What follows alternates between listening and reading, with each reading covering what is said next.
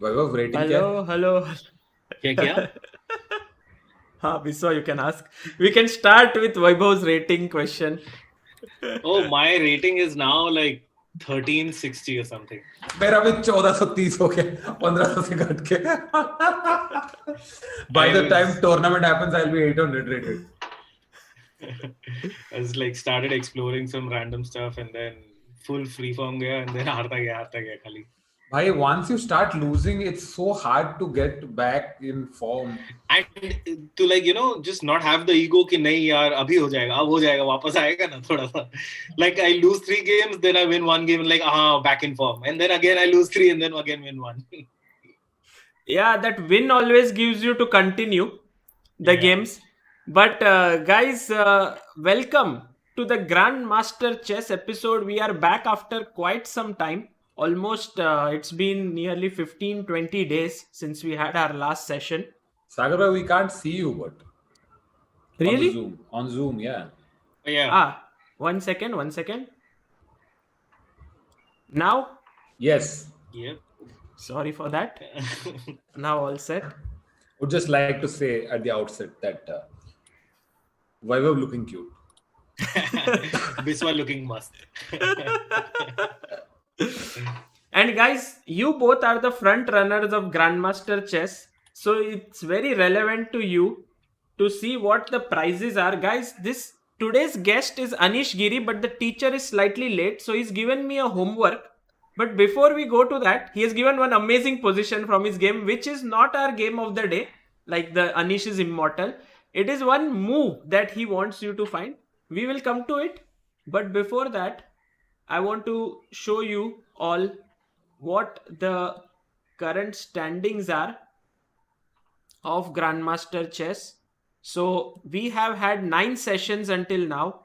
This is the 10th session that we are having today. And until now, Vaibhav is leading the scores with 55 points. Biswa is on number 2 with 46.5. Anirban is third with 27 and Samay is fourth with 12.5. And it's a very intense fight between Biswa and Vaibhav. समय की तो attendance back लग रही है इसमें. Samay has attended 2 sessions and in Srinath he got 1 point.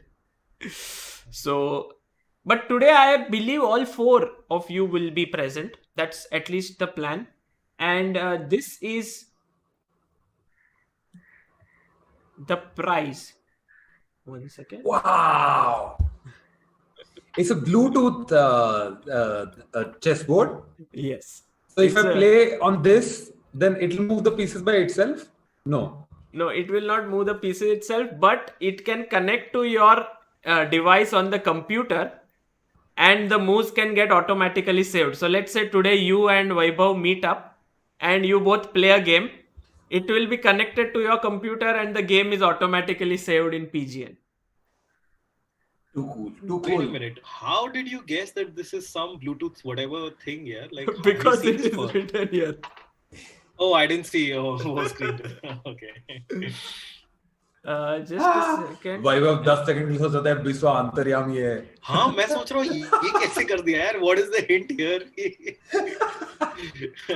Guys, the chessboard is a beautiful wooden set, and the pieces are basically made of ebony, so they are very nice quality pieces. And isn't this the Anderson pieces or something like? Really? I think they called the Anderson pieces. Staunton maybe. Staunton Anderson, yeah. Yeah. I mean, all pieces which are the modern type are these pieces, and we hope, this is not 100% certain yet, but we hope that we will be able to engrave the name of the winner on this with the Grandmaster Chess. So it will be like your name with Grandmaster. Oh my God! छोड़ दूंगा भाई मैं आज तो भाई. कुछ भी करेंगे ये तो चाहिए यार. Oh my God! कुछ भी करेगा for Candyman. Incredible, dude. Wow! Like I really thought इतना build up किया सागर. It is very difficult to live up to such a big build up, but oh my God! This is so beautiful. Totally worth the wait. I knew Yes. that you guys love chessboards, so I knew that this is Oh my something you guys would love. And basically, it's very nice to play with. I also wanted to make sure that you can play with it, not just a showpiece, because there are many chess sets which look good but you can't play with. Here, it's very nice to play. And I must say that this is made by DGT, a company in Netherlands, and our guest today is from Netherlands, and they are going to ship it from there. So this is coming from there. And guys, in the chat, anyone who wants to get this chessboard can do it from the link in the description. It's put in there, so anyone who wants to check it out can do so. Oh my god, this is just beautiful, Sagar. Yeah, Sagar, what a amazing. I had no idea. I was like, कुछ t-shirt मिलेगा. Huh. Oh Chess my Base India God. free subscription मिलेगा. But this is amazing. Like the first thought I had, you put this, and I was like, wow, what a beautiful chess set. Thank you so much, and I hope that this will be very interesting. I don't know how many sessions this series will go on. My aim is that it will go on until the end of this year, but whenever it ends, the winner will get this. Great. Okay, Nice. brilliant. So let's solve Anish Giri's position. Let's go to Anish Giri's position here, and we have it all set here. Anish will be joining in shortly, guys. Also, I believe Samay and Anirban will also join in shortly. But before that, we have a position to warm up, and it is the game. I'm not going to reveal the name of the game because then the audience. Yesterday, Biswa, when we did not reveal that Tal's game name, no one could find it easily. Everyone. Vaibhav, did you see that game? I saw the second half of the stream. See the first position. Oh. Unbelievable. Your it's like magic. How it's proper magic. Nice. Okay, so this position over here is what Anish had with black pieces, and he said specifically that I want you guys, that is all of you, to think what is the best move for black here. So take your time, guys. It's a 5-minute thing. I'm going to start the timer, and also we will wait for Anish to join in. Meanwhile, I will also see in the chat people are saying link is not working. Sure. The link of the chessboard is not working. Okay. Maybe it would have been working, but so many of you went there. So it could have been that it stopped working for some time.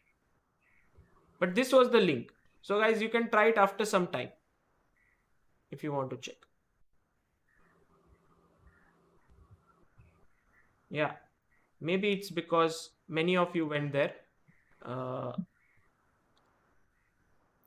But for now, let's focus on this position. A big thanks to DGT for the chessboard that they will send, and we will have a winner here at the end of the Grandmaster Chess series. We'll see who that will be. It's working. It was working before the stream, people are saying. Yeah. Maybe many people went there. Okay, guys, please try it after some time.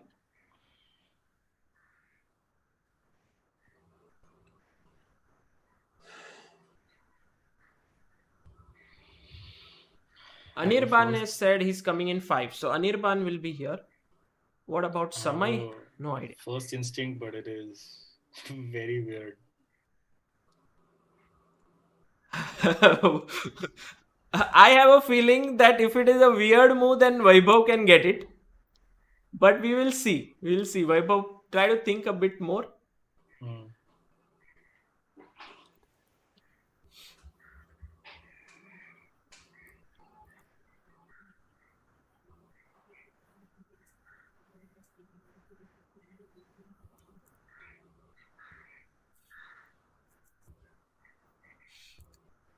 Guys, for Anish, it is 9:30 in the morning right now. He usually doesn't wake up so early, but he promised to wake up for this session today. So very kind of him.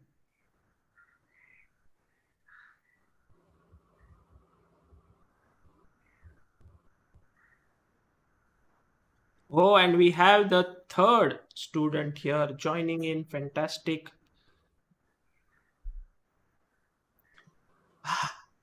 Welcome, Hello. Anirban. So good to see you after such a long Yes, time. yes, so good Welcome. Hi. What's happening? We are down to chess right away, Anirban. Hmm. So here, black to play. And we have the trainer of the day, the coach, and the man of the moment. Hello, Mr. Anish Giri. Hello, welcome, guys. welcome. Hi. Sorry. I'm late. How are you doing? How are you all doing? They are all Anish, doing Good. They Hi, are good all to see you guys. Good to see you. Good to see you, Anish. Anish, they are all solving one of the toughest positions. It is so hard, guys, for someone starting out players. For players who are less experienced, because this goes against what you have learned. Probably, it goes against what you have learned. It's anti-intuitive, yeah. Very counterintuitive. Also for strong players. How long are you already thinking about this one? 3 minutes already. 3 minutes. Okay, Sagar, you gave no hints yet, right? No hints. Yeah, So I what are can't see the One What second, are you doing, Sagar? I'm just trying to cut everyone out so that I can place them nicely. Meanwhile, you guys can think. So, but Samay may come in and spoil everything. But that's usually what he does. So, my favorite part of your stream, Sagar, with comedians is when everybody leaves and Biswa stays and he starts some very strange conversations, I don't even understand, but it sounds very, very funny to me already. okay. By the way, guys, in the chat, today we are going to look at one of Anish's very nice games. But it's not this one. This is just for warming up. Yeah. Okay. I'll talk a bit about the position because it's otherwise very hard. Because usually you are used to, like checks, captures, threats. Then you are used to like attacking, and some you had yesterday Tao lecture and all that. But here it's a little bit different. This motif is sometimes you have positions where one side dominates one squares and like dark squares, and the other side dominates light squares. For example, if you have opposite color bishops, yeah? And then the idea is like you play a game, you play on your squares and he cannot touch you because, so here, he has this only light square bishop, the bishop on f1. And that bishop controls all the light squares. But you can already see that, for example, e5 square, that square is like an outpost, yeah? For the knight. Yeah. You can see that already. Now the problem is, so imagine you have knight on e5 already, and let's say pawn on d6. Can you imagine a pawn on d6 or a bishop on d6? So if you imagine that, then you see that this knight on e5, it can never be touched with anything, right? Not with the bishop, not even with the rook, or like it's just eternal there. And that would be beautiful. Now, so you'd like to play knight e5. It was a beautiful knight in the center, yeah? Now, if you play knight e5 here, what do you think will white play? D6 check. D6 check, yes. So then you get checked, you get pushed back, maybe rook comes into d5, right? And then you don't have any more that full control over that e5 square. And okay, in general, your king is kind of weak, yeah? Can I guess the move? Okay. I also have one. I want to say my first instinct is probably right then. Like, wow, Vaibhav, if your I first instinct is right, I am going to switch to comedian and you are going to be grandmaster in this lecture. Because if that's your first instinct, it's just incredible. Okay, go ahead. Okay, my move was king to d6. Wow. Biswa? Same. And Anirban? Oh, no, not mine was c4. Yeah, that's normal move, but then d6 check comes in. Yeah. So he breaks our domination of dark squares. We need to control d6 and e5, and then there is nothing he can do. I saw yesterday that some video that chess-based India channel was watched by a 6-year-old girl. So that's why I'm not going to say what Nigel Short told me about this move.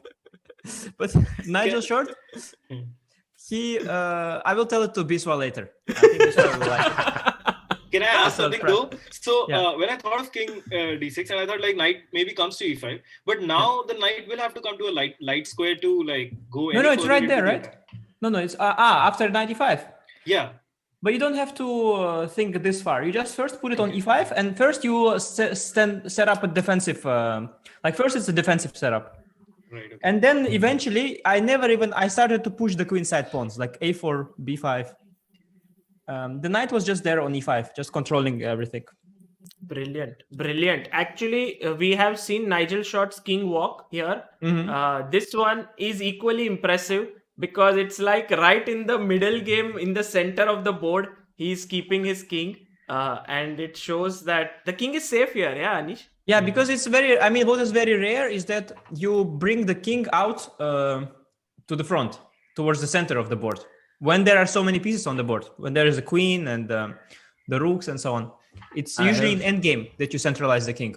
I have But seen here it's some Vishy Anand preparation where the king goes all the way to g4 and then comes Yeah. back. C4. There is this one. Yes. That was done by Surya. Surya had prepared that novel. You know the thing about that is that it actually goes to the center to come back inside.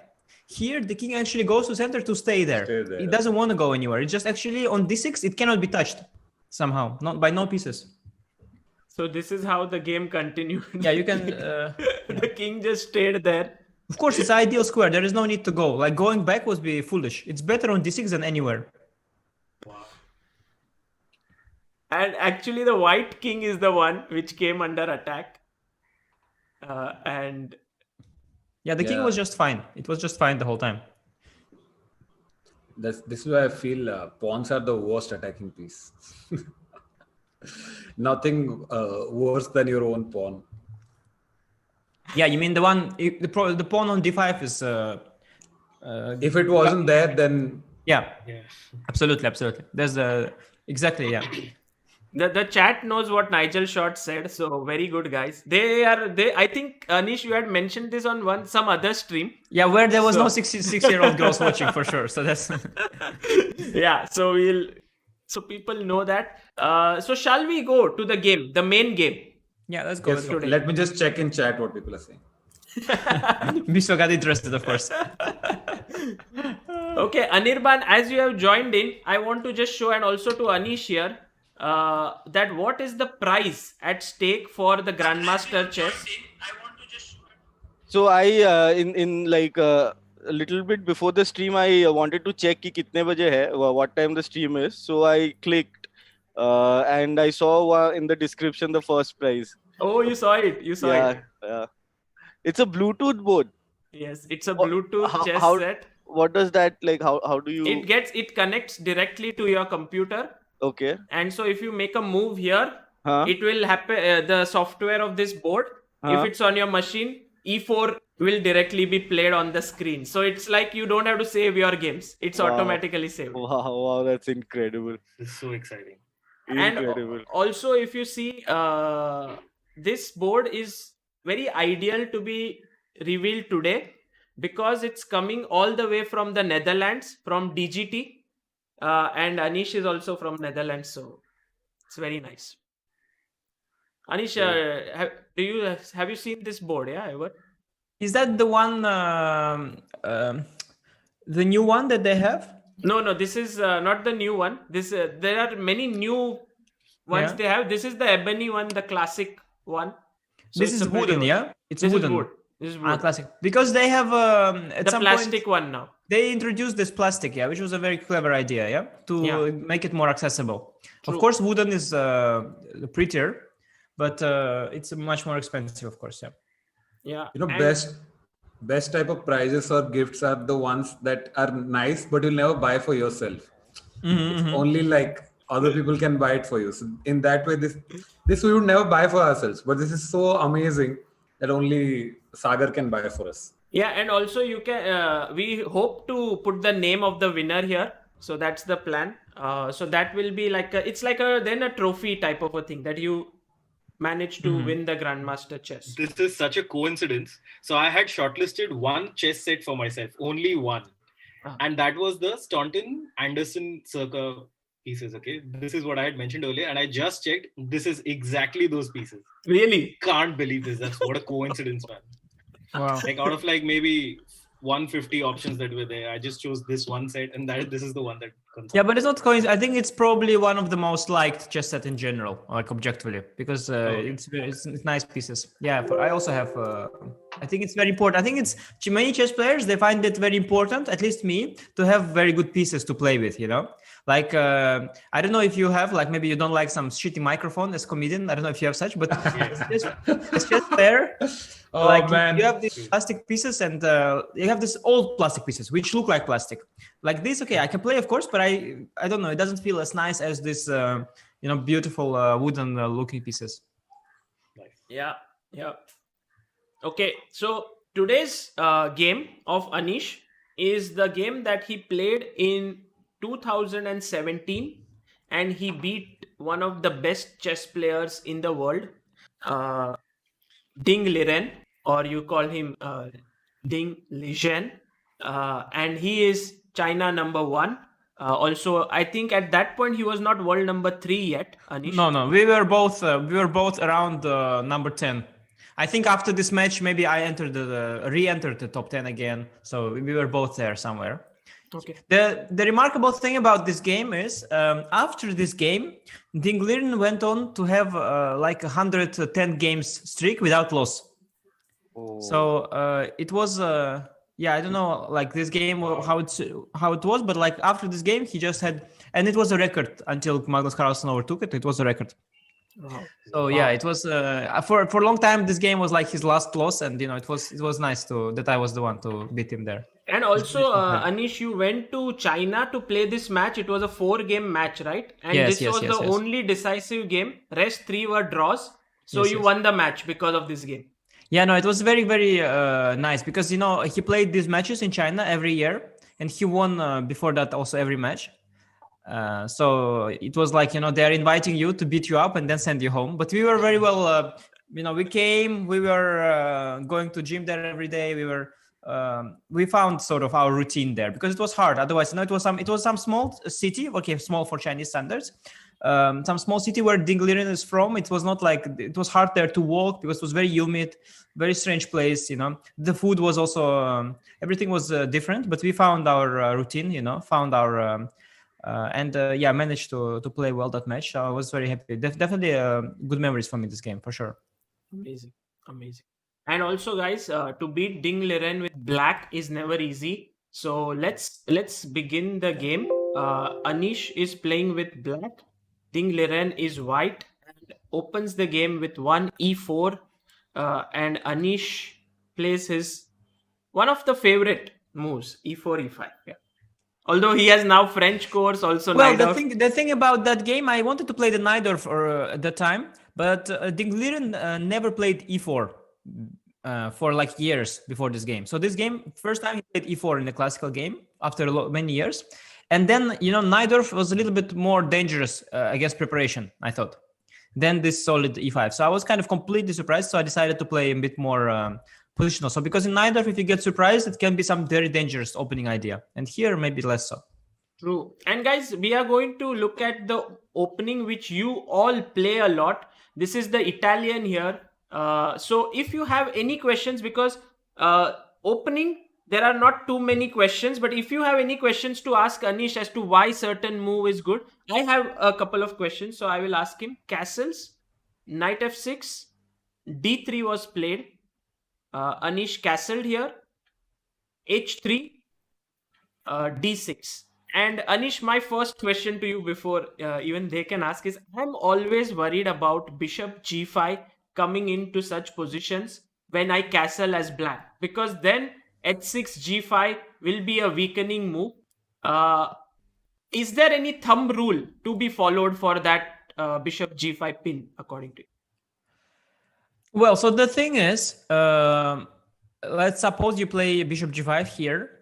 Yes. And even let's I have to go h6, bishop h4. Yeah. Most of the time I do have to go g5, although there is an interesting idea sometimes to play knight e7. I want to go knight g6 to kick your bishop. So and if you go bishop f6, I go gf. And next I will move my king to the h file, and then have g file for my rook. So it's not clear if it's such a disaster for black, this king. It's not clear. But let's say I go g5 instead of knight e7. Because the thing is, yes, these two are the only ways to get rid of the pin. Otherwise, pin is annoying. So bishop, you have to go bishop g3. Now the problem. This is not so risky, yeah. Usually not, because I usually take, and can play king g7 and rook h8, for example. Knight c3 here. Maybe bishop e6, I guess. Yeah. And next you go here. Yeah. I go rook h8. Sometimes there are ideas like knight b8, knight bd7 also possible. I mean, not right here, but let's say sometimes knight b8, knight bd7 is a way to reinforce the knight. Okay.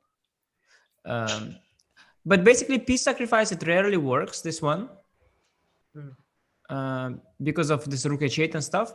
So the also I can play, like after king h1, I can already move the queen, yeah? Queen e8, for example, I imagine. And then I want to move the knight already, and if you take, I take with the king. This knight is now going to move, so if f4, then you can already take and move the knight. In theory, yeah. I mean, I have to see every time. It's very concrete, very concrete. Very concrete. Yeah. Is taking the light, exchanging the light square bishop at all good, bad for like white? Yeah. Well, here we have an extra piece, so this is a very special position. But in general, if there is no piece sacrifice, then it's not good or bad for any side. I think it's decent for black to trade. But this bishop's position is not defined yet. It's just you can trade almost any piece you like. Right. So the idea, Sagar, after g5, bishop g3. So just in general, first of all, I have this weakness h6, g5, but your bishop on g3, it is kind of out of play, yeah? It is it is staring at the e5 pawn. And it has no future on g3. So let's say if here you had bishop on e3, it would be a bit different. Then I would just have weaknesses for... The other thing, so there is a potential for black to bring in pieces to the king side, and then the king will be safe. For example, knight e7, knight g6 is one idea. If this knight is already on g6, I have two knights there in front of my king. I'm not sure my king is weak. Secondly, there is also an idea. Let's say I play king h7, rook g8. Again, it's in theory. And I go somewhere g4. I open the g file, and then I have the rook on the g file against the king. It's not actually clear in these structures if black king is weak or if h6, g5 is actually an offensive push. Okay. So it can be dangerous for both. Yes, and in particular here, with the pawn already on h3, I think I can play knight h5 also. That's another idea. I threaten the bishop. And if the bishop goes, I can also play sometimes move like knight f4. Knight also comes in. And again, it's not, there is no, like, you don't have pieces for attack yet. So this weakness is not yet a huge weakness. Yeah, absolutely. Very interesting. So here, bishop g5 is not to be worried so much. So Ding Liren played c3, and now Anish played a6, which is a very typical move in such structures. A4, and he tucked away his bishop to a7 so that it is away from future d4 breaks. Yeah, maybe what is nice to know, as for those who play this structure. So if not bishop a7, there is one trap you don't want to fall into. For example, if you play rook e8 instead of bishop a7. Yes, rook e8, which is a very common idea. Let's say rook e1, bishop e6. Many people do this, and then after bishop takes e6, they take with the rook. Yeah, so they went with the rook on e8 to take with the rook. But now you have to watch out with bishop on c5 for d4 move, and then if you go with the bishop away, then d5. It will be, you can lose a piece like this. So that's why if you want to take with the on e6 with the rook, you should first move the bishop from c5 just to be sure that you're not blundering this. Just one question. Before this, why did you go d6 and not d5? Yeah, the d5 is also a system. The thing after d5, so let's say he takes on d5, knight takes d5, he can play the rook e1, for example. He'll put pressure on the e5 pawn because of the open file, yeah? So it can be defended, this position. It can be okay, But you have to defend this pawn. It's not so simple. Okay. Yeah, also I think it's also a matter of taste. Yeah, sometimes d5 is more concrete, d6 is more maneuvering in nature. Yeah. Yeah, d6. I mean, after d6, you don't have to worry about anything. Here, you have to defend e5 pawn, and it's a bit concrete. The knight on d5 is kind of under tension. Bishop on c4 is looking at it. If you play rook e8, for example, imagine at some point some knight g5 can come, and there could be some f7 is a bit under threat potentially. So it's a little bit more concrete. The d6 is a slower move. There is no issue with that. You can develop still. So I played actually a plan that I think is pretty good for also for your level as well. It's a very simple plan with very nice crystal clear idea. So knight d2, yeah. I went here bishop e6. So I just doubled the pawns, but I opened the f file for the rook. But do you think taking on e6 is a good idea by white, or should Yes, white yes, have? yes. Yeah, no, in general, it's okay for white. In this game, we'll see how it goes wrong. But in general, there are also pluses to having these doubled pawns. Yeah, this double, like the e6 is very hard to attack. So even if I have had this exchange in my games, but I'm never able to attack the e6 pawn. Yeah, I mean, it is such long-term things. Like in some end games, it could be nice for white because his pawn structure is a bit more he has this d4 break sometimes. But basically, I think in terms of club level chess or amateur chess, I think that you're doing very well with black. You have the open f file, strong bishop on a7, and as you see what happened here, even at a high level, I managed to do well. So I think it's just a good opening system in general. For the disadvantages are very subtle. It's very hard to punish black for these double pawns. It's very, very abstract. Maybe 100 moves later it will tell. Yeah. Vaibhav, is it possible just one more to thing. go a little bit to your right, or there's no space on your right? Sorry, are you telling me? Yes, Vaibhav. Camera थोड़ा अपने face की तरफ लेना. Come in the हाँ, center of the camera can be just shifted a bit. So, Is this okay? Thank you. Yes. Perfect. Yeah. So in case white doesn't take on e6, do you think black should take the bishop? Yeah. So then you trade the bishops just like this without doubling of let's say f4. b4. Like Yeah. I have maybe I thought like knight goes to maybe f1, maybe to like come to g3 or something like that. You know, So knight that f1 the- is a very nice not- thing. So there is a very nice trick here after knight f1. Exactly. It's in general, it's a good plan. Knight f1, knight g3. Here there is a trick. Knight takes e4. Ooh. It's a very cool trick. It works only here. I think it works very rare. Because if takes, you take the bishop. Yes, if you take the bishop, I take on f2 with the tempo, with the knight, attack the queen. With the knight, I think, Sagar, even better. Knight. Attack the queen Wow. even. Oh man. Wow. And if you take on e4 with the rook, then I will push d5 and I win the piece back. Very Win the nice. bishop. Very nice. Yeah, it's a very, very difficult tactic and many strong players can fall for it also. So the knight f1 exactly is not ideal. b4 is okay move. The thing is, I can take on c4 myself, or I can also wait till you take on e6 and wait, let's say, with king h8 or queen e7 or rook e8. It is, the trade of the bishops is, how to say, it is not necessarily great for white or for black. It slightly makes black's life easier a little bit. But it's not like I cannot say that it's fantastic because the pawn structure has not yet been determined, so it's not clear which bishop is good, which bishop is bad. In general, you want with black. The thing is, if you trade these bishops and later you push d5, which Biswa wanted, then later, let's say you take bishop c4, knight c4. Let's say rook e8. And let's say he plays knight c4 to d2, which is not great, but let's say he makes it, and then you go d5. Now, after e d5, let's say queen d5, e5 pawn is still there under like potential target, but it's protected. But that bishop on c4, remember, that was going through the knight to the f7 pawn, that is gone. So it makes black's life easier and his position safer. So it is kind of a good trade for black. And then you want to push d5. It is kind of it makes this d5 idea just a little bit better, a little bit safer for black than before. Yeah, Yeah. So basically, getting d5 in after the exchange of the bishops can be a good idea. Also, I believe Anish can confirm this, that once you get the rook on e8, if he takes, it would be ideal to take with the rook, not with the pawn, because then the rook is not on the... No, if you put a rook on e8 already, you should take with the rook. Otherwise, if you want to take with pawn, they keep the rook on f8 for the f file, of course. Right. You have to be consistent. Yeah. Got it.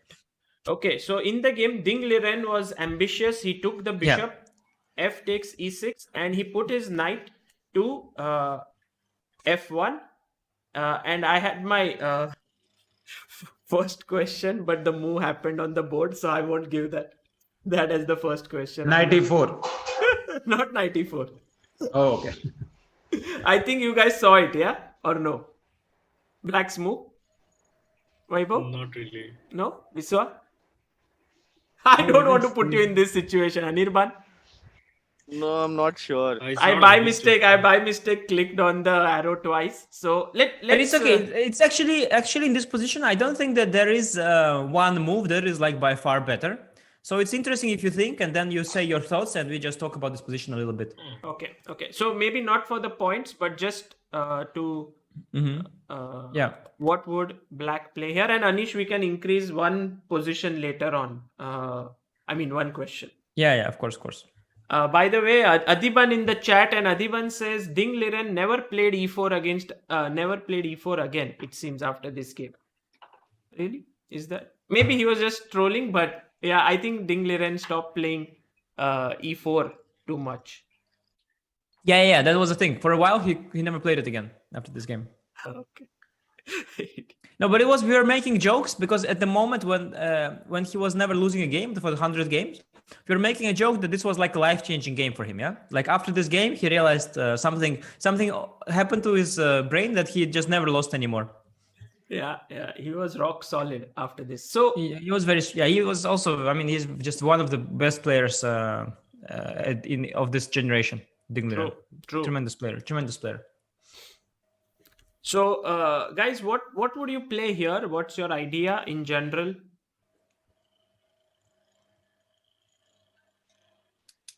Should we say the moves now? Yes. Okay. Yes, Vaibhav. Mine is knight e7. Yeah, this is, by the way, one decent move. So you want to bring the knight. What's the idea? Basically, I don't have a clear attack, so I'm just bringing my knight towards the king side to like have some chances to attack and stop the knight coming from h4 maybe. Knight e7, knight g6 is one of the... Knight to h4 is not exactly doing much for white, but knight e7, knight g6 is definitely one idea that black can play in such positions, for sure. Yeah. You want to bring your pieces towards the king side. That's one for sure. Yeah. Anirban? Knight to h5. Yes, very good. Biswa?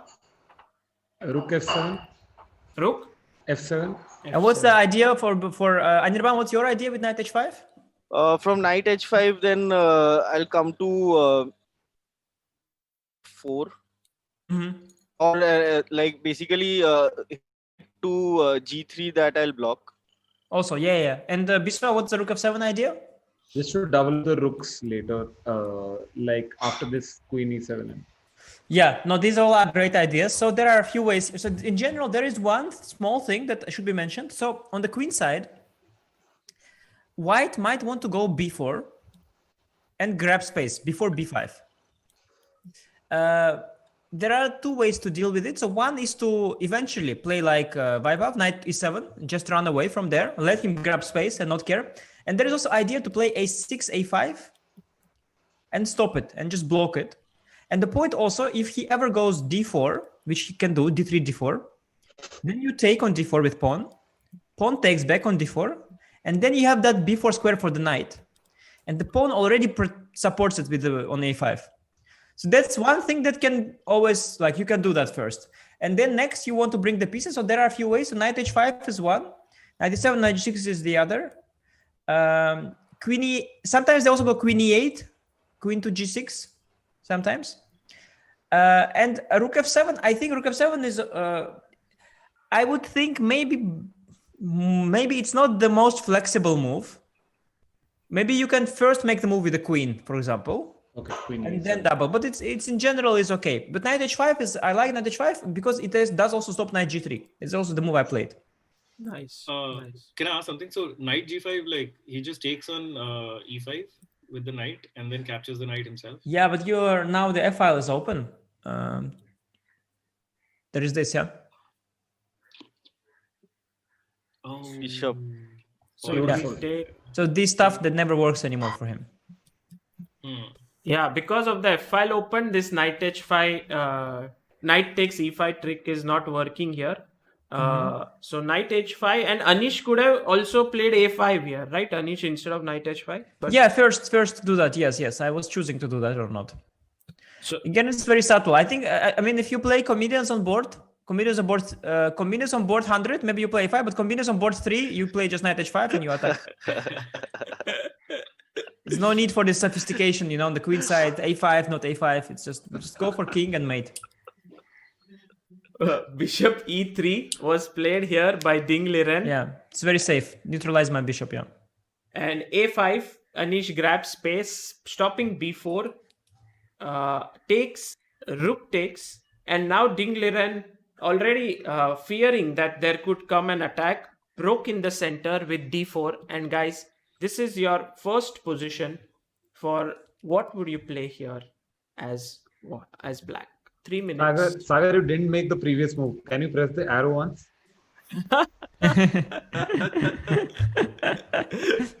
आज का पूरा दिन sabotage for all positions. So guys in the chat as well, think and what would you do? Today with Anish coming here, we have some new, nice arrangements. We put all 4 boxes with points and timer, and also in the chat we have a Nightbot who, thanks to Keith, who is one of our moderators, has introduced Nightbot. Sagar, did you adjust? Because their Chess24, they have Nightbot, but it's hilarious. That bot, it bans OP. So it bans, like everybody comes, all Indian comes, they write something, they like AGOP, something like this, anything OP, it bans. So you see the Chess24, whenever some Indians, Indian fans come there, it's all banned. It bans everything and everyone because everybody writes OP, yeah? I mean, it's horrible. Please, Nightbot here, don't ban, otherwise we will be left. No, I mean, you don't have, I think it's all chat is OP, yeah? I mean, AGOP, ADOP, ban OP, it's all OP here, and okay, this Nightbot just collapsed. Adiban is saying I trolled the Nightbot once. Adiban. No, Adiban, if you tell Adiban that Nightbot is a girl, he will start flirting.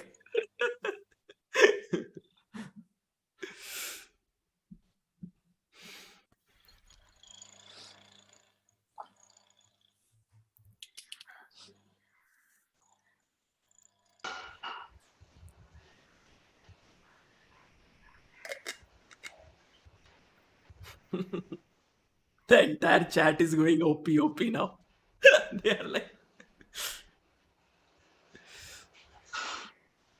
okay guys, last 1 minute to go.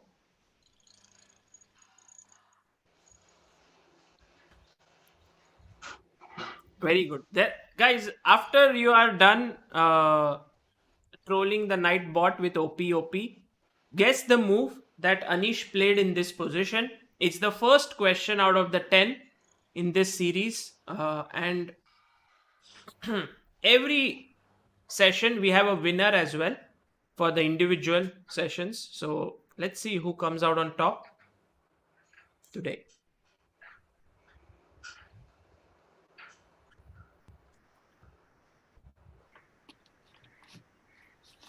You know what I like about this game for this purpose, Sagar, is that there is kind of relatively little things going on, Yeah.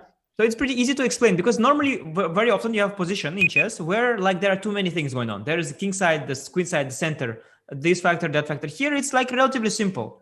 Yeah. Absolutely. It all happens on one small part. But you know, Anish, it's also difficult because things are very subtle as well in this. Yeah. So of course, there is no yes. Like there is nothing like normally speaking, you would expect some kind of brilliance, or every time you ask a question, you look for something It takes captures, checks, threats. But here it's just very slow for now. Yeah. Right. Let's ask first Anirban. Anirban, what's your move here? What would you Queen play? to f6. Queen to f6 for Anirban. Okay. Biswa? D5. D5. Okay. Vaibhav? Queen e8. Queen to e8. Vaibhav, I think this knight takes e5 is bugging him, yeah? This knight e5 trick. Also, like I thought I can come to g6, and then if the knight somehow lands on f4, then he can't push g3 and send my knight back. Like even if the king comes to h2, I was like thinking on those lines. King h2, knight goes to f4, king comes to h2. If my queen comes here, then like there's some ways that I can protect that part. Mm-hmm. Yeah, queen e8, by the way, is one of the ways to, like I said, yeah. D5 is a very concrete move. I don't think it works, Biswa. I can take, let's say, d takes e5 pawn. I don't think you have compensation here for the pawn. What was your plan? Just undouble the pawns was my plan, which I have achieved. But if you undouble the pawn by giving one of them, it doesn't count, yeah, like undoubling. I think. But now he has double pawns. There are certain things which but it's extra pawn. Each one of them feels very closely. Like Biswa really loves his pawn on d5. He doesn't like it on d6. So he's trying all the time he has to play with space. To go for d5. And Vaibhav was a little. I think Vaibhav's queen e8, as you said, is a good move. What about queen f6? Queen f6 is the best move because the thing is, you can come to g6 from f6 also. Now you already piled up on the f file. There is also that Biswa idea, rook f7, rook a f8. Remember that one day, maybe. So queen on f6 in this particular situation, I think is a little bit better than on e8, a little bit more flexible. Right. So yeah, I think Anirban is getting now the... Anirban guessed both the moves right of Anish, knight h5 as well as... And what about Vaibhav, queen e8? Is there a half point for that? Yeah, you can put half point, yes. And Biswa, although I think okay, let's not do it. Sorry, because queen f6 is definitely a better move. Okay. It's like the same, strict but a worse teacher. version. We have a strict teacher today. That's nice to see. Okay. Just as long as Vaibhav is not getting points, I'm happy because Anirban has a long way to catch up. Vaibhav is definitely winning the board, Biswa. Yeah. Far ahead. I think Sagar already sent the board to Vaibhav. No, it will come home yet. It's not yet arrived. Okay, so queen f6 was played by Anish and rook e3 by Ding. I think he's just protecting his knight against future... Yes, we'll speak about later why he played it exactly. Okay. But knight f4, he moved in. And now, because Ding Liren wanted to play g3 and his pawn was hanging, he played h4 here. Yeah, it's a little bit... I don't really like... I think king h2 is more normal way to do this. It's like this position, yes, Anish, where white is taking a bit of pain right now, like taking the attack, because he believes that structurally he's better in the long term. Yeah. So the idea is if you trade, let's say, everything, imagine, and you get a knight endgame and you have doubled pawn e5, e6, it is a little bit worse to have this. So in endgames, white has a small advantage because of the doubled pawns. But yes, currently I have some initiative on the king side because of my pieces. But I don't think it was huge. It's both. Like my attack is not huge, and also my disadvantage of double pawns is not huge. So for now, nothing is going on. But later, I managed to get some attack. Yeah, h4 I think is not. H4 looks a little bit soft because it weakens the g4 square also potentially. Yeah. So h4, Anish went queen g6 now, as both Vaibhav and Anirban were trying, now getting pressure down the g file, and Ding Liren played g3 here. And time for your second question, guys. Now that you have got your queen in, knight is there, the knight, what do you do next? 3 minutes, your time starts now. Anish, what was the time control of this game? Yeah, it was a classical. It was a long game. It was a serious match with we had lots of time. I don't know, 1 hour, 40 minutes, something like this, probably. Wow. Okay. And you were here with Erwin? Was it with Erwin? Yeah. We were with Erwin there. It was very funny, So I'll tell you some story. Funny story about this match. So at the openings, at the meeting, the first meeting, they told us, the organizer told us, the arbiter told us, the arbiter was the only one who spoke English. It was a city in China, which is not like Beijing or Shanghai, which is big, but it's small. So then even nobody spoke English, actually. Only arbiter could speak English, so she translated. So she said that, tomorrow will be opening ceremony and the first round. First round is at 3:00. Opening ceremony is at 8 in the morning. I already have jet lag. So for me to wake up 8 in the morning means like not to sleep my Dutch night. And they said also, so imagine I go to 8 in the morning to opening ceremony. It goes 1 hour. And from 9 to 3, I have to be awake, wait for my game. Yeah. So like it is not fair. Like, I mean, if opening ceremony is at 12, okay, it makes sense. Or if let's say the opening is at 8, the game is at 10, it makes sense. So I think, okay, why to ruin my sleep for this, like before the match? So I told me and Erwin, we asked the arbiters, can we please move the opening ceremony later, or maybe skip it or something like this? And they started to go back and forth. No. So no. Okay, we also say, okay, but I'm not going to come. Like, okay, it makes no sense. Why would I for this important match? With rating at stake, everything at stake. Why would I for some kind of opening ceremony? Just come at 8. Like, you can reschedule. What is this opening ceremony? Who cares? Yeah. Yeah.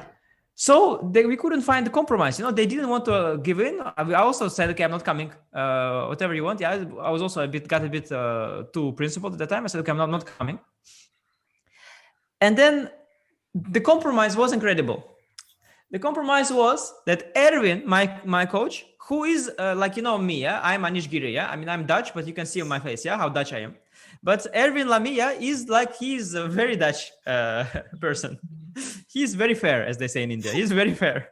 Did they say Erwin is Anish in the opening? Yes. He would go to the opening ceremony at 8. He would have this nameplate says Anish Giri. He was signing autographs and everything and picking up everything like Anish Giri. And they were like, apparently there were like hundreds of kids. I didn't know. That's why it was big deal. They already are invited, sponsored hundreds of kids. There were hundreds of kids, and they all of the people thought Erwin is me. It's not even close, It's not even close. Like, I mean, at least if it's like video or something. But like Erwin and me, like we look like he looks completely different. Yeah. Yeah. But they bought it. It worked. It worked. And then when you went to play the round, they were like, who came now to play against Liren? No, but it was different. Like, they have different, like, they're a bit weird, They are inviting some kids. Like, they have so much kids in China in general. They're inviting some kids, and then the other kids come to watch the games. This is just like, it's a mess. Amazing. Okay, guys, your time is up. So let's begin with Biswa this time. Biswa, what's your move? Queen G4. Queen to G4. Okay, Vaibhav? Yeah, Queen G4. Queen G4. Anirban? I was thinking Rook F7. Okay, Anirban will get half a point, I think. Okay. No, you are the judge, yeah? So you have to tell. Anirban, what is your idea of Rook F7? So, like, the queen and the knight currently where they are is okay. So I thought I'll get other pieces by doubling the rook, although it will take a few moves. So let's say you play Rook F7 first. Let's say he plays, I don't know, Rook B1, just waits. Okay, it's stupid move. Let's say he waits. What is your next move?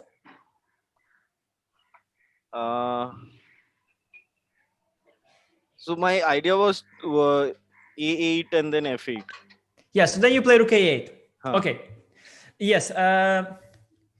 I have to say, these are the things that are grasped by only very, very strong players already, very, very experienced players like Sagar, like the harmony, yeah? So let's say you can play Rook F7 first or Rook A8, and 99% of the time they're the same, because you make Rook F7, he makes a move, and you make Rook A8, or you make Rook A8, he makes a move, you make Rook F7. But an experienced player, he feels that like there is more harmony in bringing Rook A to A8 back first. Okay. Because that Rook on A7, it is very weird there. Yeah. The Rook F7 most likely you played, but Rook on F7 also there is some kind of pattern there, some kind of pattern that you take away some squares. There is maybe knight coming to E5 maybe one day. Like it feels a bit more natural to first bring the Rook A to A8, right, and then play Rook F7. And Queen G4 is a move because you try to attack something, I guess. Let me think actually. So let's say if I play Knight 1 H2.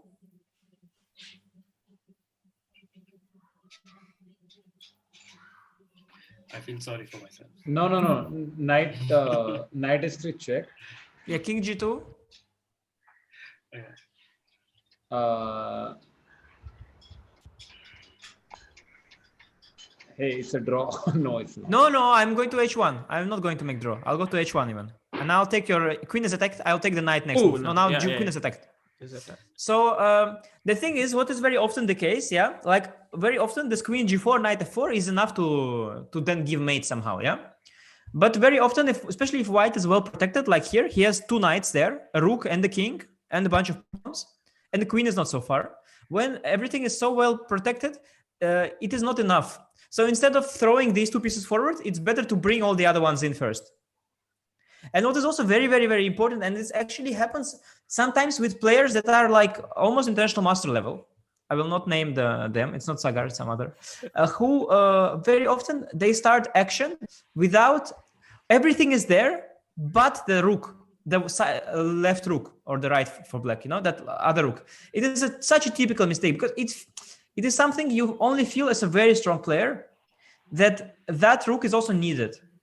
Because you can have sometimes like everything is already well positioned and you start the attack, but believe it or not, so often you need that other rook as well somewhere in the center or in the attack too. You need like most of the time it's better to have all pieces. So rook a8 is the right move, but Anirban I'll give also half a point because he had basically the right idea and I don't see how he would have seen that one is better than the other. But in general, as experienced player, you know that you have to have all the pieces well positioned first. Very nice. Amazing. Anish, and can the explanation be something like this, that this rook has absolutely nothing to do on a7. This rook has at least something to do on f8. So could be that it's more flexible. It's more flexible. It's like you have to, for example, you imagine you have to throw rubbish and cook food, yeah. Because today, yesterday and today morning I had to throw rubbish, so that's why it's in my head. So if you have to throw rubbish and cook food, two things. Now it's better if you throw rubbish because it smells, and then you cook food, rather than you first cook food, and there is a smell in the kitchen. So it's right. A7 is rubbish that has to be thrown. Right. Yeah. Nice analogy, OP guys. Rook A8 by Anish here, and Ding Liren took on E5. Knight takes E5 by Anish here. Anish, was there any particular reason why you did prefer taking with the pawn? Definitely. So this is definitely the case. So in general, in this opening called the Italian, the slow Italian, what is very vital, and that is a very high level information, I mean, that goes beyond the checks, captures, threats, all that. It is a very positional thing that is relevant on high level. So this knight on c6 and the knight on f3, if you look at these two knights, now there is an imbalance between these two. So they are completely different. So the knight on f3 is putting pressure on e5. The knight on c6 is defending that pressure, So already there is some, knight on f3 is the better one. Secondly, very, very important, this knight on c6, when the pawn is on c3, it is kind of dominated by, this pawn dominates the knight because the d4 and b4 square are taken. So in the Italian structure in general, when white has only knight on f3, black has only knight on c6, white is an advantage. These two knights are not equal. So if you have a choice to take them both away from the board, black definitely does it. Because the knight on 6 is defensive, and not only defensive, it has no future to attack because the d4 and b4 square are taken. But that is also why in these Italian structures at the beginning, knight e7, knight g6, remember Vaibhav suggested? Knight e7, knight g6, because then knight at least goes to the king side. But here, of course, when I have choice, of course I trade knight e5 because the f3 knight is good, the c6 knight is bad. I'm happy to trade it for sure. Very deep, but at the same time, it's very logical. Once explained, it seems very, very logical. Knight takes e5, d takes e5. F3. Anirban does a house tour. No, sorry, just shifting in. No, but very, very nice looking house. Thank you. Definitely. Oh, I missed it. Sorry, in making moves. Anirban, maybe we can have it again later. Yes. So sorry, I missed a little bit of what you say, Anish. So basically, the knight on c6 has very little attacking chances, and that's why you wanted to change it, right? Yeah, it has no future. It's just guarding the e5 pawn. Right. And it cannot jump to. Imagine white had the pawn on c4. Let's play white plays c4. Imagine white has pawn c4. Then it's different. Okay, now the knight is guarding the e5 pawn, Right. but I will protect it with some other piece, and then the knight will jump to d4 or b4. Right. So there is some future for the knight. But with the pawn on c3, there is no future. So it's a very easy, actually, choice just to trade the knight off. Ayush Vatsa says Anish God and has folded his hands to you. I agree, because here I think the explanation of 95 I did not. I mean, I was just thinking what is better yesterday, and now after this explanation, it's so clear to me that in this structure the knights have to be exchanged, and this position is much better than having the knights on f3 and c6 for black. Yeah. No, in fact, knight on f3 is one of the king defenders. Yeah, so you get rid of the defender. Right. So instead of bringing the c6 knight into attack like knight e7, knight g6, it's easier here to trade it, of course, just to trade it and get rid of the other one. Yeah. So this was I think a clear choice here. Let's. So f3 was played, and here Anish got his rook. So now you see this is clear advantage of rook a8 that the rook comes back, and this is still here. Queen c2, and now he went back to h5, attacking this pawn here on g3, and opponent defended on h2. So now time for your third question of the day. What would you play here as? Yeah, I have to say this was very hard also for me. I remember I spent a lot of time here. Wow. I think it was very hard for me to understand. I guess it's a choice between two good looking moves. Yeah, like you had 2 or 3 good options, and you. Well, the thing is, I felt somehow his pawn on h4, king on h2, knight on f1. These are passive pieces. At the same time, I don't have a breakthrough, right? There is no tactic. Nothing is working. Yeah. So I felt like somehow something is unjust here. On one hand, his position looks ugly to me. At the same time, I don't see a single idea. And okay, if I do nothing, imagine we trade all the rooks, everything. In the knight endgame, I will have a bad pawn structure with pawn on e5, pawn on e6. So in a way, I kind of burned the bridges to some extent already. You understand? True. So I was kind of conflicted. At first, I thought it's very strange. It feels like I have good position. But if I think about it logically, I even have to worry, maybe I cannot even trade everything and make draw because I will be slightly worse. So I was thinking here, what is it? But finally, I think I understood how I have to play it and why this is good for me. Wow. So it's a very nice position that it looks safe, but because of the structural weaknesses, an endgame would favor white side. So black must play. Yeah, actually, black he has something to prove. Actually, yeah. Black has something to prove. Yeah. Guys, in the chat, try to think what should be done here for black, because he has almost got all his pieces in the play, but is unable to create any direct threat in the position.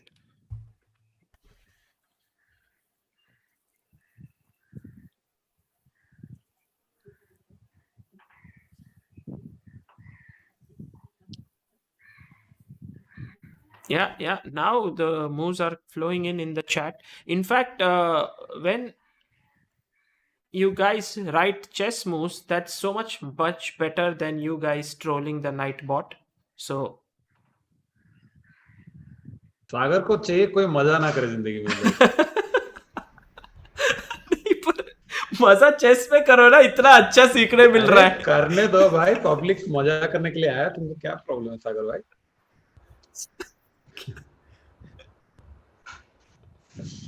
Anish, I'm saying Sagar hates it when chat has fun.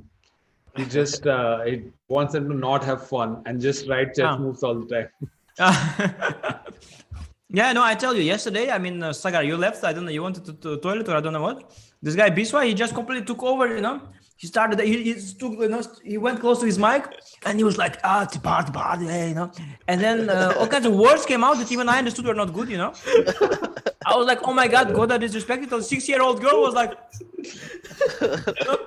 what the hell is this man saying? And then Sagar, you come, and this guy is like, oh, hello, Sagar, welcome back. Yeah, so I was thinking here, maybe knight d4, maybe knight c4, I don't know. And then the cat was like, Sagar, he disrespected the god. He disrespected. And they sent And 5. then he's like, somewhat, yeah, maybe I disrespected the god. I'm sorry, I don't know.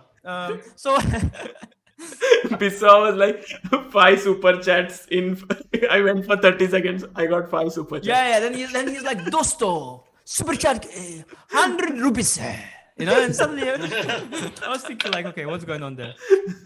I was asking them to write Goda disrespected for 100 rupee super chats. Like just let's troll Sagar. That's what. Okay.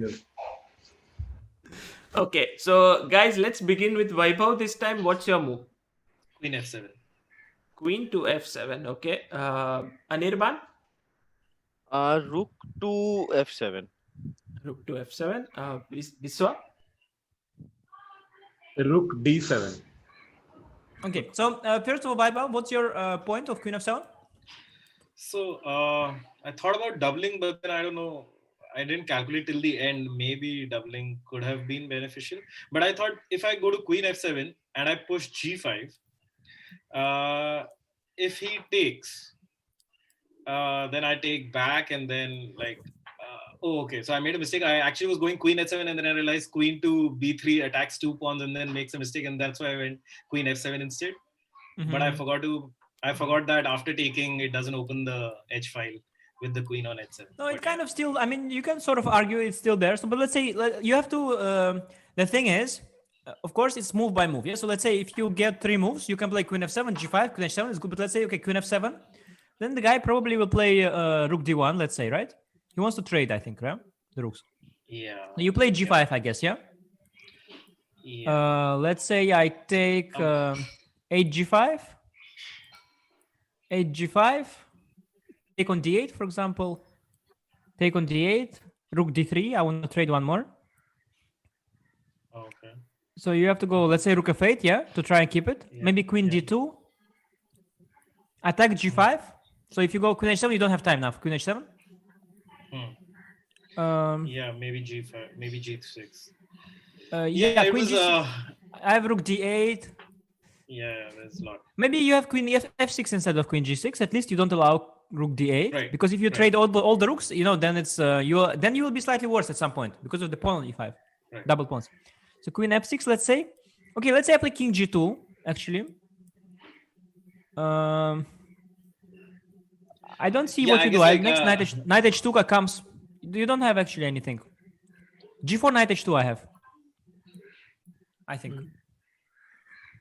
Yeah, and somehow White has managed to hold himself and the structural weakness. But it's an interesting idea, yeah. Queen f7, g5. No, the thing is, I actually like the idea, but I just wanted to see like.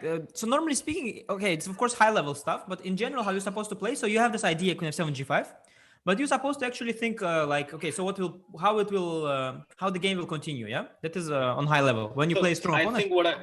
I think what I made a mistake was that I thought Queen h7 was a better move, and then push g5 is what I wanted to do. But then I was watching, like, I was just going on thinking about it, and then I saw that Queen comes to b3 and then attacks 2 pawns at the same time. Yeah. And then I immediately but if the Queen is on h7, then pushing g5, and then once it's an open file, then I'd get some tempo out of somewhere. But then it's also. Yeah. Yes, I understand your point. So, but let's say you play Queen h7 just for argument's sake. Let's say I play Rook d1. Let's say you play g5. Let's say I take, and I play King g2. You need to double on the h file. It's hard to double when you get distracted on the open d file. Okay. Like what I mean is, let's say you take on d1, Queen takes d1. Let's say Rook d1, Queen d1. You want to play, for example, Rook f6, Rook h6, yeah. But I get Queen d8 check because there is an open file. If the d file was closed, you would be able to do it. But when there is the open file in the center, you will not be able to do your plan because you'll be distracted in the center. Right. So actually, this idea, it is interesting, but you are not in time because you put a lot of focus on the queen side, on the king side, you open it, but you don't address the issue of the open d file here. Very nice. Very nice. But it was not at all a stupid idea. And I think at some point it might have also occurred to me to push the g5. At some point, pushing g5 is one of the ways to get things moving, right? It was not so bad. And Anirban, what was your point of Rook d7? Yeah, you said, I think. Rook d7, I said. Rook f7 was Anirban move. What is the point? So what's your... Same to double on f7, on the f file. but don't want to give up control of d file as of yet. Depending on his next move, I want to double on. I might want to double on d file as well. So, and Anirban, you have the same, yeah? I think these two moves are in this case they're identical. I don't see any difference. So the you thought rook d1 if he white plays. A white will play rook d1, I guess. You want to, so let's play rook d1. You want to play rook df8, yeah? Yes. Or both Yes. of you, yeah? Yeah. And if I and then what did you think next? Maybe queen e2. Yeah, let's say queen e2. Because you are of course doubling on the f file and stuff. You do give up the d file, which is of course okay. But what exactly do you do it for? What's your next idea here? Let's see. Okay, don't laugh at me. It's knight f4 maybe. Just trying to break the king side pawns. Yeah, and then you have to actually. That's the only way to try to do it, to break it. But here, okay, let's say I go gf. Now rook takes. Okay, there are a few ways. For example, I can play king h1, rook h4, knight h2. For example, and okay, I'm a piece up. Yeah, you did win 2 pawns, but 2 pawns not enough. I am a piece up. You don't have resources here to attack anymore. You only have the rooks, and the other rook doesn't join. It cannot join. Only queen, and okay, you cannot even create a threat. Queen g3 or queen h5 already my queen attacks. So you see, there was a problem with this position because I also wanted to double, but I need a follow up before I burn the bridges. You understand? So this is actually not correct because here you don't have the follow up. So the thing is with rook f7, rook f8, there is no real follow up. You have to sacrifice the knight to get some play, but it's not enough. What about now queen f6 and try to break by giving up something? Yes. Queen f6. So you see, you are thinking now in the right direction, but what I did was just better. So if you don't mind, Yeah, let's go to the game. yes, I don't know just if I should give any points at all. Yeah. So rook queen f7 for Vaibhav, rook d7 for Biswa, and rook f7 for Anirban. Okay, let's give them all half point because they were all nice. having sensible ideas. But because my move is very, very strong, to be honest, and I was myself very proud of this all, so I don't think it's very easy. We'll give half point to all of them. Also, I mean, to say the queen h7, I mean, queen f7 is. I like the thought of pushing g5 in general. I like the thought, but it's just not working. What about Samay, who did not say any move half point?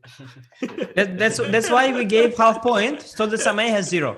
That's the point. They are ahead of Samay. Anish, so during the game, you must have thought about like doubling the rooks, at least like considered it in your mind. So when you saw that, you saw it till that point, which you just showed, that maybe sacrificing the knight on f4, does it still do something or not? Is that the extent to which you saw whether doubling works or not? Yeah, of course. So I think I intuitively saw the better move first. So my first thought, honestly, knowing myself, my first thought is double on the d file because it's the only open file. So I thought rook d6, I think, or rook d7, rook d1, rook fd8. But then I thought, okay, he will, let's say, take. Let's say I take with rook. He will play rook d3. Everything is traded. The knight on f1 is passive, but doesn't matter. Knight on h5 is active, but it doesn't do anything. And then I thought, like I said, okay, what is going on? If I keep trading stuff, I will not even be fine. I'll just be worse even. So I thought, okay, I can of course try to make draw here because of active knight, but just standing and hoping it's okay. But it's just not the way. So then I thought of the move rook f6. I think. Yes. I think why rook f6 is better, and I can tell you that. So now he goes rook d1, I guess. Yeah. If you don't tell it, because that is our next question. Okay, rook d1. So rook d1, here he doubled down the f5. Ding Liren defended with his rooks on f3. So now it's your fourth question, guys. Here, what would you play here as black? Yeah, so you were thinking about this with rook on f7. Now I have rook on f6. And the question is now, yes, what do you play here? Nice. Chat is some people in chat saying Sopiko was more liberal with marks than Anish. Is that true? Yeah, she's more. Yeah, she's very kind in general. She's very kind. Yeah.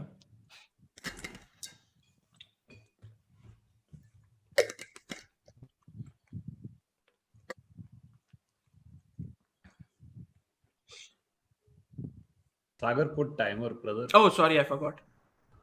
I'll put 2 minutes 30 seconds now. Yes.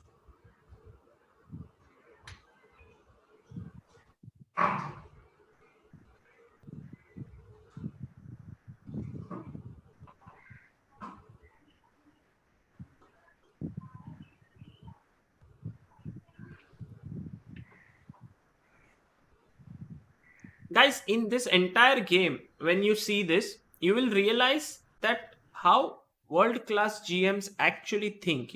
They rook f7 or rook f6, also rook a7 to a8 or rook f8 to f7. These are little moves, and you are actually getting explanation for this. What I really liked, Anish, in your last explanation is, and this I could feel it, but you put it in words perfectly, that the D file is open. That's why G file is not as powerful. If the D file was closed, Vaibhav's idea with G5 would have gained more power. For sure. Like if you get enough time, it's good to open the H file. You will triple and you will come after the king slowly. But when the D file is there, indeed, you are not in time to spend all this time on tripling. You will be distracted with the center. Yeah. Pratyush Sharma says, love the series. Thanks for keeping this up. Thank you, Pratyush. Yeah, chat is now clearly informed. Very good to see that they are all suggesting moves and making some good suggestions.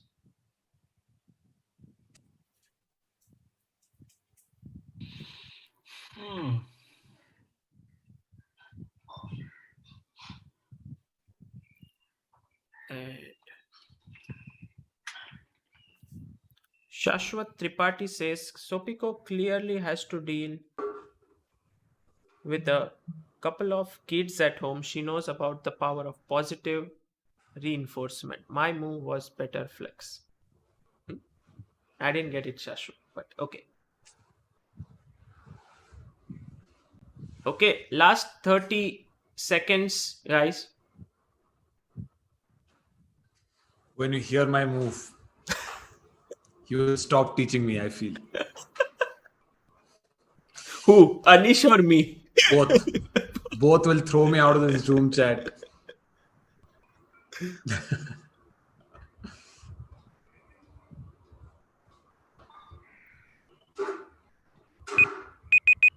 Time up.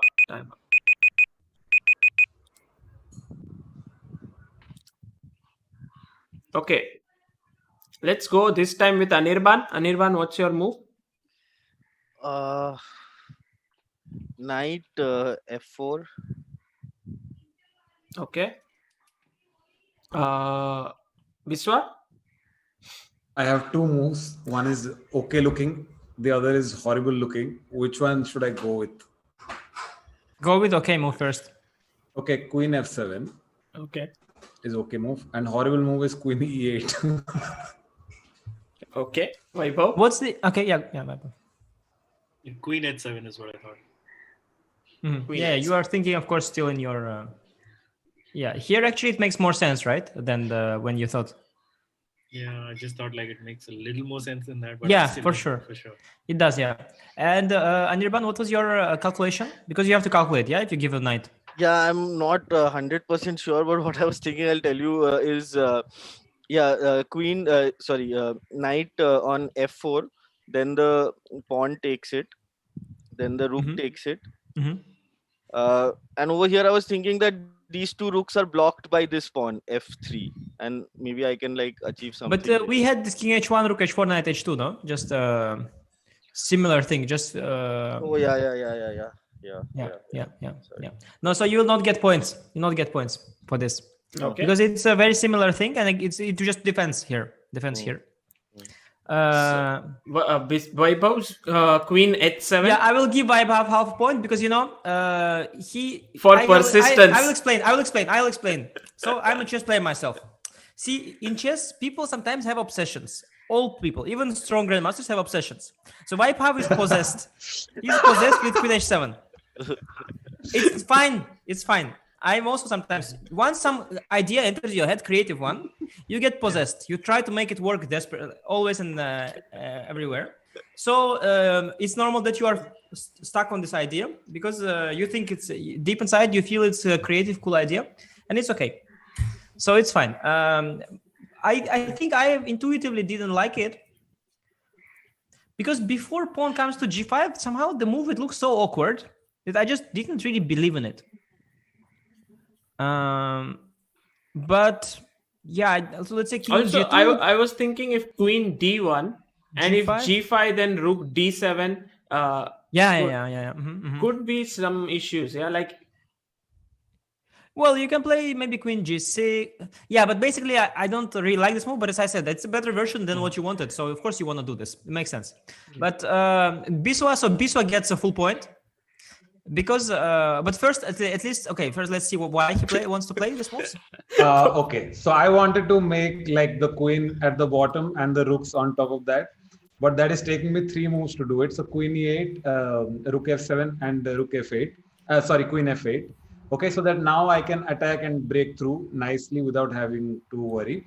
But my problem is I can't calculate what the opponent will do for 3 moves because he's ding Liren. So that's why I don't know if this is a good move or not.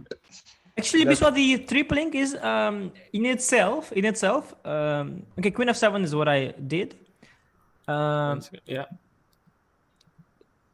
Tripling in itself is not a solution to happiness. Even if you would have flipped the rooks and the queens, he would just protect with queen e2, let's say, or queen d1 he played, right? What he played? Queen d1, right? He played queen d1 here. Yes. Yeah. You don't have a breakthrough despite that you tripled. So actually, the reason for queen f7 is somewhat different. But let's. I will give you points anyway because okay, you even guessed the right move, so I should give you points. Yeah. Isn't this what you named as with its pistol? This it's actually. I thought it was. So, yeah. Alekine's gun is basically two rooks above and queen. Yeah. So I wanted to make the Alekine's gun, but it's taking 3 moves.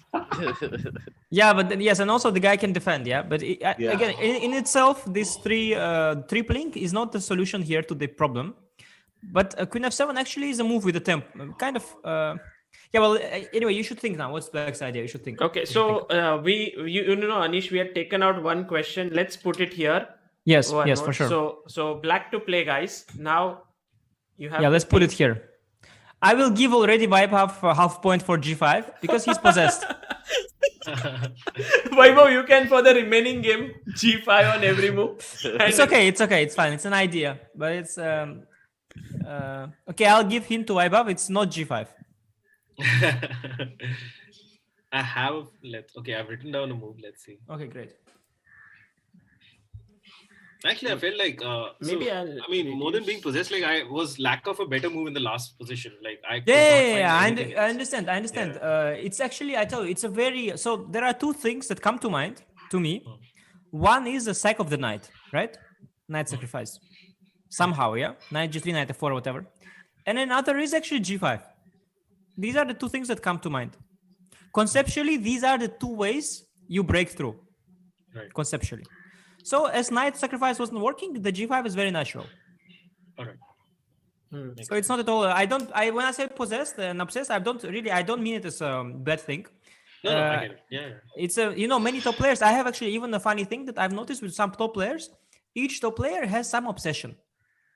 For example, some players, they like to push to push g3 pawn to g4, like not in the opening. And like these are, or like some like to before when it was more rare, some like to push h4, some like to push g4, some like to play king h8 or king h1. There are some players who have some particular obsessions, and Magnus also likes some bishop g5 in the Italian, like Sagar showed, bishop g5. He had this obsession long before it was mainstream. So there are these things, and so I mean it in a good way. And actually, yes, especially during a game when you already see g5 idea, I imagine that you always think about it. Yeah.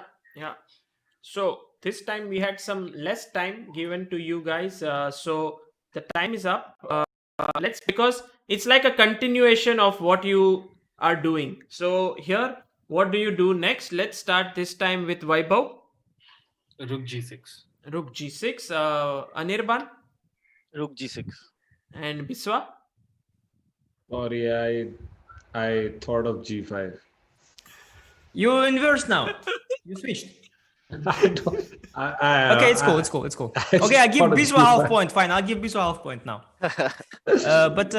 Yeah, so Rook G6 is Both get full points. Vaibhav Yeah, awesome. and Anirban. Rook G6 is the correct move. But I will not. Let's not speak much because the following. Let's see how they solve next moves. Yeah. Let's Yeah. not give away much. At the end, we will speak about the points and all that. So Rook G6. How did White play here? So Ding Liren was like G3 is slightly weak, so let me defend it. So he went Queen E1, and now time for your fifth point. Sorry, here. can I just say one thing before Yes. we move on to Queen E1? Yes. So the point is, of course, Ding Liren would like to trade rooks with Rook D8 instead of Queen E1. He would have liked to go Rook D8. Then I think I can. Okay, can we do this as a position to solve? Yes. Let's do it. Black to nice. Yes. Nice. Additional questions, guys. Yeah. But quickly, yeah, this one you have to solve quickly. Rook D8. How should black break through? Yeah.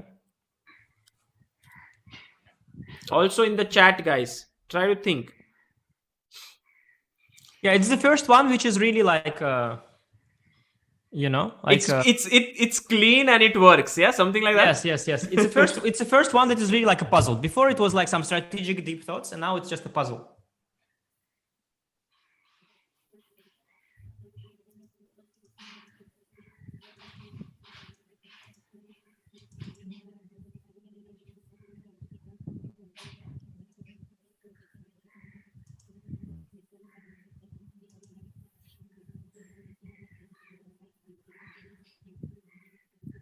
So if the rook gets exchanged, guys, that would mean it's a good thing for white. But here, exchanging the rook falls into some kind of a problem. You need to figure out what exactly is the issue here. And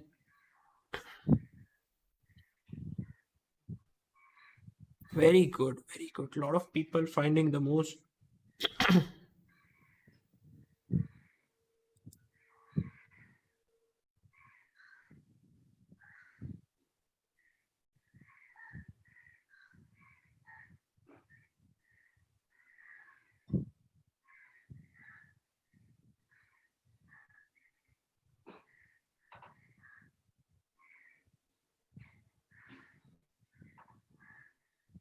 Yeah, sometimes chat is very strong, huh? Yeah. Chat is filled with strong people, and what happens is when one of the strong players suggests a move, then everyone does start repeating it. Yeah, and even sometimes not because they want to copy it, but because they see a good move, and then they realize, oh yes, it's a good move. I mean, for example, me, even when I cannot solve something, if somebody tells me the right move, I mean, of course, I immediately realize it's a right move. Yeah. So it's normal. Yeah. True. Okay, let's start here. Anirban? King G7. King H7. H7. Huh? Okay. Biswa? I think Anish, they are in the mode where they realize that they have to calmly improve the position for so many. Yeah, that's why I gave it. That's why I gave a hint. That it's now like a time, you know. Can't find anything. Sorry. I have like another move, but I thought first we should play this. The thing about I have a feeling Anirban and I had the same idea, but maybe it still works actually. Let's see. I don't know. Maybe What's your move, Vaibhav? Biswa's turn, right? Okay, should I say? Yeah, don't have Biswa doesn't have a move. Okay, I think knight captures on G3. Biswa, you should have a move. Please say some move, because the thing about playing chess, you have to. It's very, very bad when you play a game when you are stuck, and because you have time here. At some point, you have to make a move. So I'd like that you say a move, just a move that you would play. Yeah. Okay, then. I don't know. Rook. No, rook can't take. Okay, the knight takes on G3. Yeah, so Biswa is like, yeah, I don't have a move, but if I have to, I will make a brilliant second win. Knight takes G3. Very cool. It's the right move, yeah? Right. Yes. Why is it night move, guys? Because I'm after so sorry. Wait. So I think I miscalculated here, but I just want to know where I like went wrong. So after knight captures back, and I thought like maybe queen goes to f4, F4. Yeah. and now if the rook takes and if king takes, then the Yeah. queen can give a check, and if gives a check, King F7. f7, d7. King to G8. Oh yeah, it comes back. I was going to f6 To and I was like, H7. shit, d8 is mate. I was like, oh, And you go to that's H7. all right. Yeah, I this went to is f6 a- and I was like, d8 is mate. Like, No, oh, it's shit. it's a perpetual. King F7 back. You can do Yeah. still. But Oh, yeah, yeah, you can yeah. run around. You can run around to a G8 H7. Right. And then the problem is the G3 knight is falling. What you have to see instead of queen D8 check, you have to see queen E1.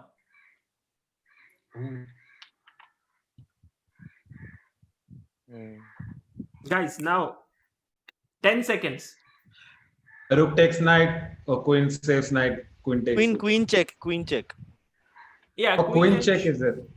Queen check is also there, but king G2, but rook G3 is by force. I like rook G3 very much. Yeah, it's it's a crystal clear. You can also probably take on H4 and so on, but doesn't matter anyway. So this is good enough. So that's why he didn't play rook D8. That's why it is important, because if he would trade the rook and then play queen to E1 after rook D8, king H7, for example, if I get to trade, and then play queen E1 and defend, you might run out of resources with black. So it was important that he didn't have time for it. Right. And he went, what he went? He And now went it's queen my move. E1. Yeah, now black to move, yeah. And now black to move. This is, I think, one of the key moments of the game. And it's so amazing how Anish very, very minutely is maneuvering in this little space with his pieces, like rook f6, rook g6. But I have to say already here, I achieved already a first little victory, that he no longer doubles on the d file. So he no longer has any penetration idea, rook d7, rook d8. Yeah. See, so already this is, now I already knew I'm on the right track, because he no longer gained anything on the d file. And Anish, when you're playing players like Ding Liren, and you're playing such positions, it's very difficult to imagine that they would miscalculate, right? Because they are world-class players. So how do you approach this? And when they do you say that always keep in mind that they can miscalculate, or how is it at the top level? Well, in some positions like here, especially, I felt that it could be that it's not that he miscalculated something, but he's getting outplayed in a very unusual way. Yeah, like I found, I was lucky that day that I found this bunch of very strong moves, that were not obvious. So especially when you make a lot of these non-obvious moves, then you already think like it is kind of logical that you could be winning the game, because it was nothing simple, that he blunders. He just sort of kept missing moves, and at some point the position is just collapsing. At some point, even if you play, if you have a good position, you can play even a computer, he will lose, because the position is collapsing. True. So it's like here, the force is with black in such a way that even if Ding Liren plays all the best moves, it's difficult to now wriggle out of this. Anish has got his hold. So guys, what's your move? Try to think here. Last one was not for points, guys. That is why I have not given them points. It was just a tactical shot there to be thought of. Ooh. Wow. No, I haven't found Wrong. anything. I'm just- it's wrong. It's wrong. It was the wrong. I'm trash talking them. So I've written my move, but like Anish, in the previous one where we were down to just the queens on the board, now his queen is on G3 and ours is on E3. Yeah. And like we have double pawns, white doesn't, and then We have an like, extra why do you pawn. think? We have an extra pawn Oh, there. okay. We had won the G3 pawn, remember, in the whole process. Oh yeah. All right. So we have an extra pawn there. That's why. Anuj Gupta, thank you so much. Shout out Guys, to this you. is a very hard today, very hard task for you, because it keeps shuffling. Here you have tactic, here you have slow move. Here you have tactic, here you have slow move. It's just very hard. It's a tough one, but I think it increases their understanding very much. Yeah, This is tremendous. Okay, time is coming to an end here. Let's begin this time with Biswa. What's your Yes, I have bad moves. Get ready. Okay. I know one case, but I don't know the other case. Okay, knight f4.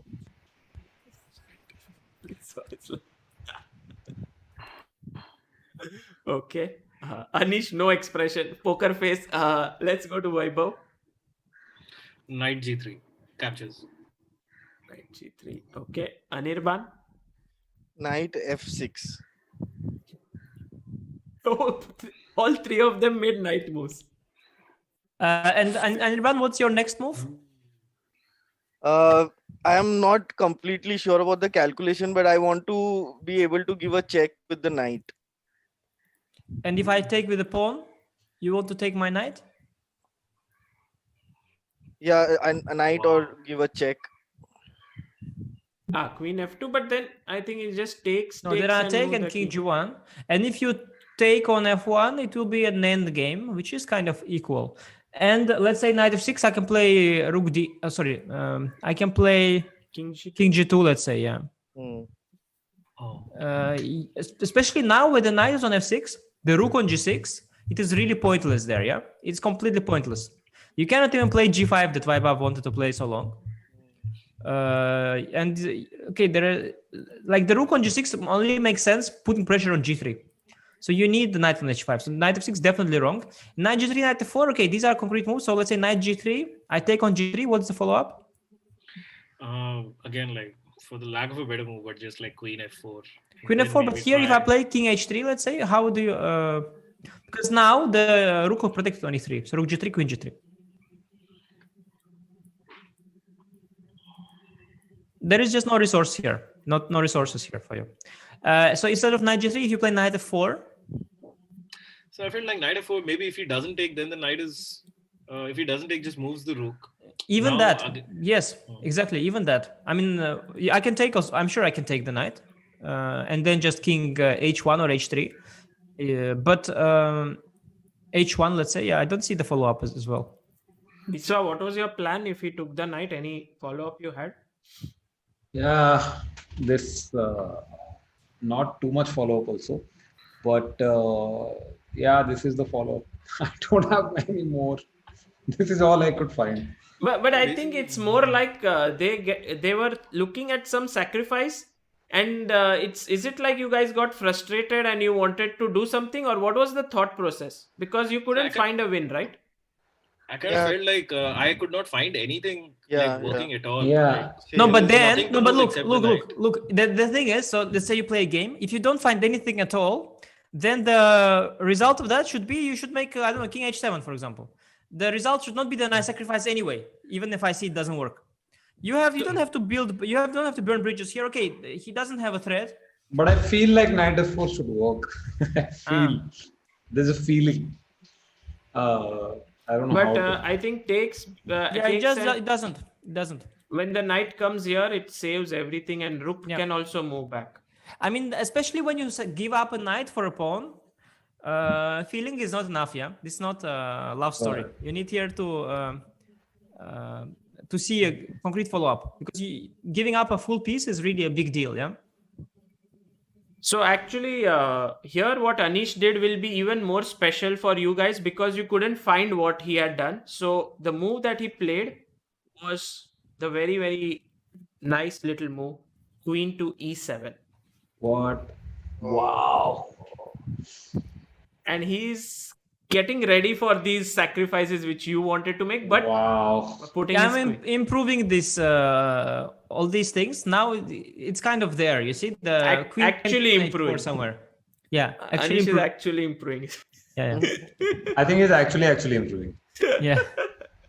So Ding Liren came up with king to g3, and now king to h3, and now guys, your move here. What do you play here? This is your seventh. So guys, question. in general, you if the sacrifice doesn't work, you have to, of course, try to prepare the same sacrifice. Because like we said, the thing is, once I have the rook on g6 and knight on h5, I have no choice but to try and make sacrifice work, right? Because my pieces are I place them in such a way that if I don't sacrifice, like g5 is no longer possible. I have only one way to proceed. I have to at some point sacrifice, but I could still improve with queen e7. So that's why it was possible to find, because queen e7 it reinforces that sacrifice by bringing the queen closer towards h4 square. But now he tried to protect the h4 square with king h3. So now it was this is a very nice one. It's also very important to understand when to sacrifice, when to improve, which Anish is doing very well here. And now you guys have another moment. This, by the way, very hard. I have to say this game is very hard actually. Yeah, but you know, like Anish. Go on, Vaibhav. It's like Anish is playing even like 6-7 squares of the board and still making so many things happen. Exactly. Because amazing. On one hand, I thought it is easy because let's say you can forget the queen side, right? You can forget the d file. You only have to focus on that small part of the board. Okay, my move is c5. But basically, I thought that would be easy, but now I realize that it's not because it is not like take win or take check mate. It is a little bit, you have to, there are quiet moves involved. That's the problem. Quiet moves are hard always. It's hard. Shashank Ashwat says, love the series, my favorite one on the channel, worth staying up at 2 a.m. Amazing explanations by Anish. And Anish, Shashank had written to me after your blindfold stream with Ramesh and Pragnananda, and he had some very interesting questions. Like, he was amazed by the way you were thinking. Yeah. That was a nice stream. We did blindfold exercises there with Ramesh sir. Yeah. Guys, now is the moment when you think what to do. It's very, very intense. I am messaging my move to Sagar and then I'm leaving. I have to go. I'm already too late for this. Thank you so much, Anish. Thank you so much, Sagar. Thanks, Biswa. Thanks. I think Biswa at the start had told me that 3:30 he had to leave, but it has 17 minutes more. I think Biswa really wants to solve the entire, but he has urgent work. So, hey, thanks for leaving, Biswa. रुक मैं अपना move message करके जा रहा हूँ. Biswa is like, और थोड़ा extension 10 minute अगर मिल जाएगा तो. I hope Biswa before leaving he drops the winning move and then he leaves. Biswa do the whole combination. Biswa, if you find this is the moment. This is the. It's like there's this video. Cool guys don't look at explosions. Yeah, so he just drops the bomb and he doesn't look back. He walks away. It's very cool.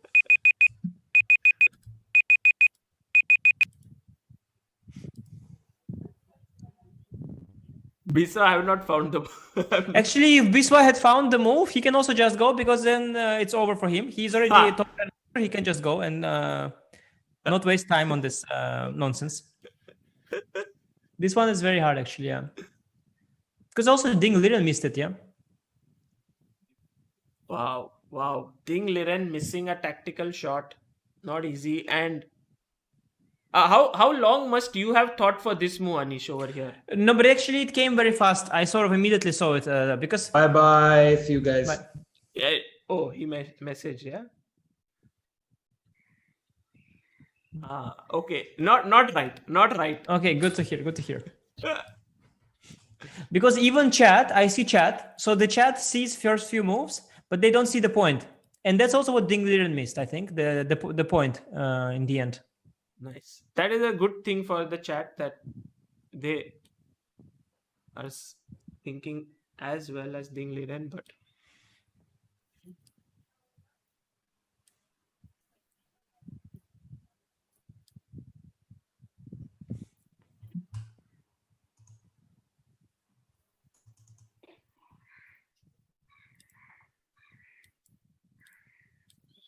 oh man, this is so difficult. It's like just 2 or 3 options coming to mind and none of them working, but I don't know. Yeah. It's also that maybe they work. It's just that I don't know.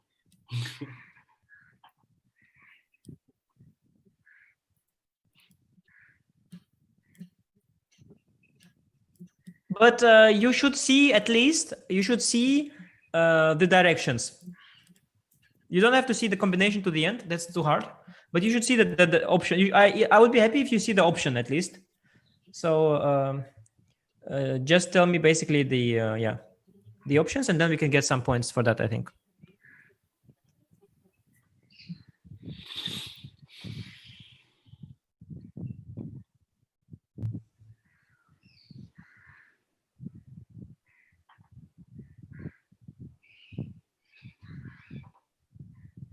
Wow.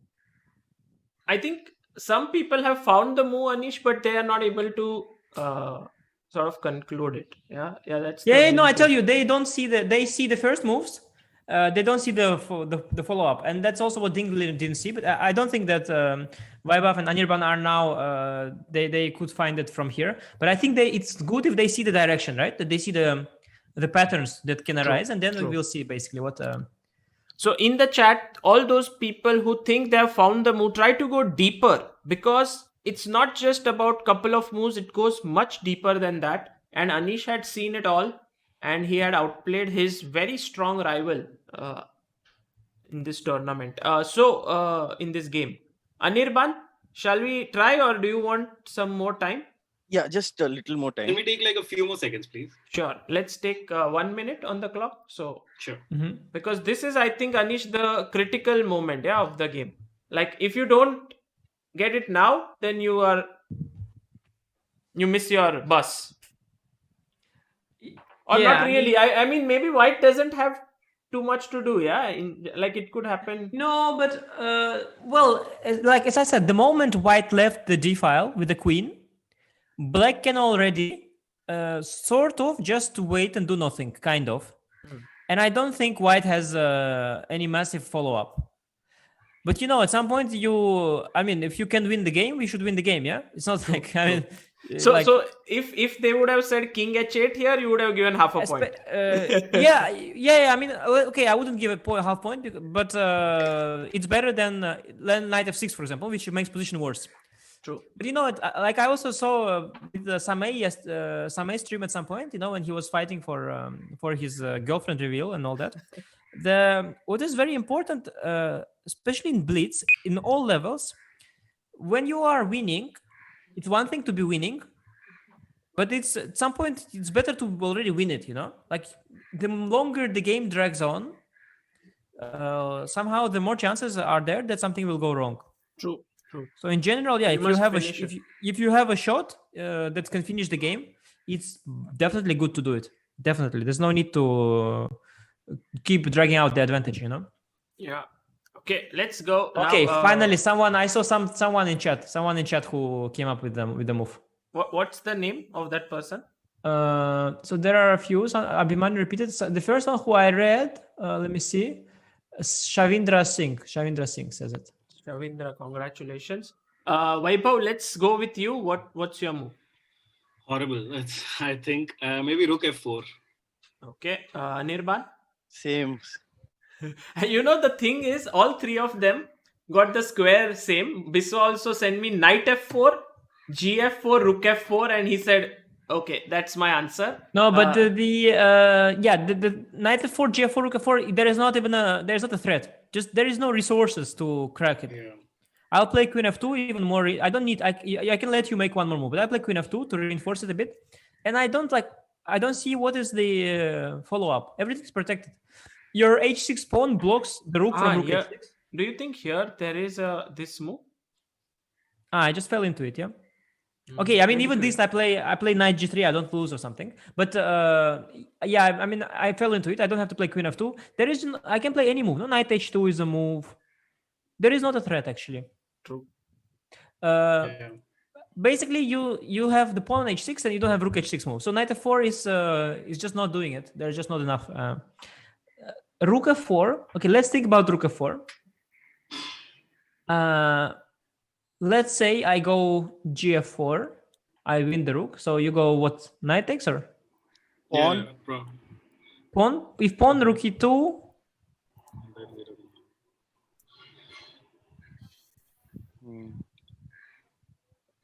Now there is no check on g3, which you would need because knight is defending. Yeah, so if you take with the knight, maybe Vaibhav wanted to take with the knight or not?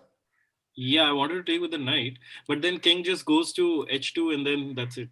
I don't really see it. I don't see anything. Okay, the other question, let me ask it differently. So what are the moves you considered instead of rook f4? What were the options? Knight to f4 and knight to f6. Okay. And that's it, yeah? You didn't consider any other option? There was one where rook captures on g3 or knight captures on g3, but I didn't see like anything. And Anirban, what were the moves you saw? I was also looking at like basically drawing the white pawns out by sacrificing like something like I even thought of rook g4. I don't know, like I was just like going through all the possible squares in that part of the board, but did not find anything. But from the sacrifices, so the threats check, sorry, captures, checks, all that. Which ones did you consider, Anirban? Capture threat only f4. You didn't consider knight g3 or rook g3. You didn't consider it. No, I didn't. No. I see. And Vaibhav, so rook g3, you thought knight g3, let's say? You stop, yeah, there? Yeah, actually, I couldn't see how to go ahead. Like I could see that I could give a check. Okay. But then. And then what? Goes back and then to h2, like... and then. Oh man.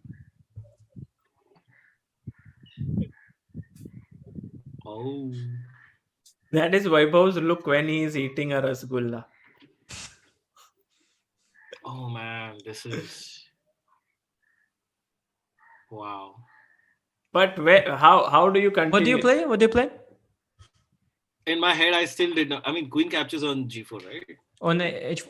Yeah, okay, so let's say, I mean, after rook g3 and g3, you have to continue till here at least, queen h4, king g1. At least if you stop here, you say black has no threat, that's okay with me. That's where Liren stopped. That's okay with me. But like, you have to see knight f4 check, because it's a check, right? It's a very nice check. Also, knight on f4. In general, knight f4, it's like, it's so often, that knight on f4 is great, especially when it's like this there, without pawns attacking it. Like, it's a massive knight. So knight f4 you should see. King g4 will be bad, right? Because of some queen f7, whatever. It's too close to us. We'll mate him somehow. So you should go queen g6 threat check is made. So he should go to h2. Then you give one more check, queen h4 check. That's just nice, no? Check with king g1. And now you think, so if you think that there is nothing here, this is okay for me. But till this far, you have to try and see, because it was just captures and checks, right? I after taking on g3, I don't know why I was still thinking that h4 is not free to capture. Yeah, you didn't see. Of course, it's not easy to see it, but you should be able to see this. So now, actually, this is the question for. Yes, now it's a question. Wow. Eighth point here. This is what happened in the game. Yes, this is what happened in the game, and everyone in the chat were saying. Many people finished till here, by the way. In the chat, but only few saw the follow-up. Now a lot of people, yeah, of course. Now it's easier when you are there. So I hope now you can also try to find it. But it is a very hard one. This is a Liren missed it. But also, it's like it's like Anish is a rook down at this point. He can take back the rook on d3, but then he would be a piece down. So Anish has to decide what to do here. Wow. To consider this and to go, like in this variation is not easy, guys, because you can go till here and then think for some time and then. Hello. Yes, Anirban. Sorry, I missed the last minute or so. Yeah, you are here. So the game, he took on g3 with the rook. Knight takes g3, then knight f4 check, and king h2, queen takes h4 happened. So we are on this position now, and you have to think here for black's move. This is your 8th point.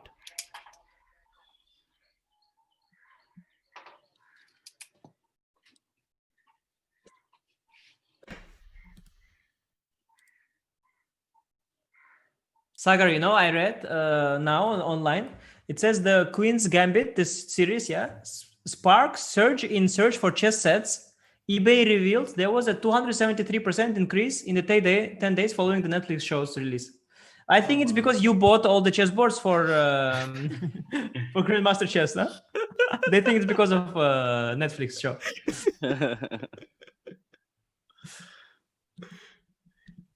Yeah, many people are saying Netflix has resulted in a lot of people playing chess, but it's actually some rivalry that's going on somewhere. So. Yeah, for sure. I think it's the. I mean, I think it's Amruta's channel against Samay's channel. They're fighting.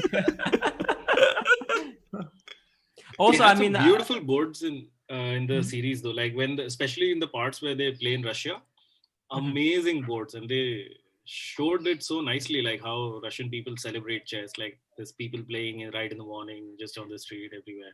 Yeah. Very you know, nicely shown. I've been told very, very often. I mean, I see it on Twitter a lot or Instagram. They tag me. There's this guy in the series, who is a blonde guy with long hair and white mustache, and they say that I look like him. I mean, I look nothing like the guy. I mean, I'm not, I'm not his skin color. I don't have the mustache like ever. I don't have his hair.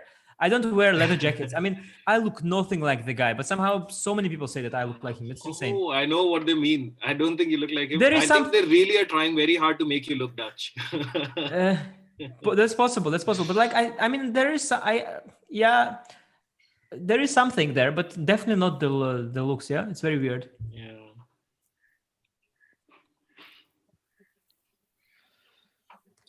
So here, guys, just try to think also when you find a move, also defense for white, because this is where you will be able to say, for example, if you see, oh, there's a checkmate that can happen or a check, try to look at a defense and try to find if, because Ding Liren might have seen some obvious moves here. What Anish played here was very pretty, very pretty.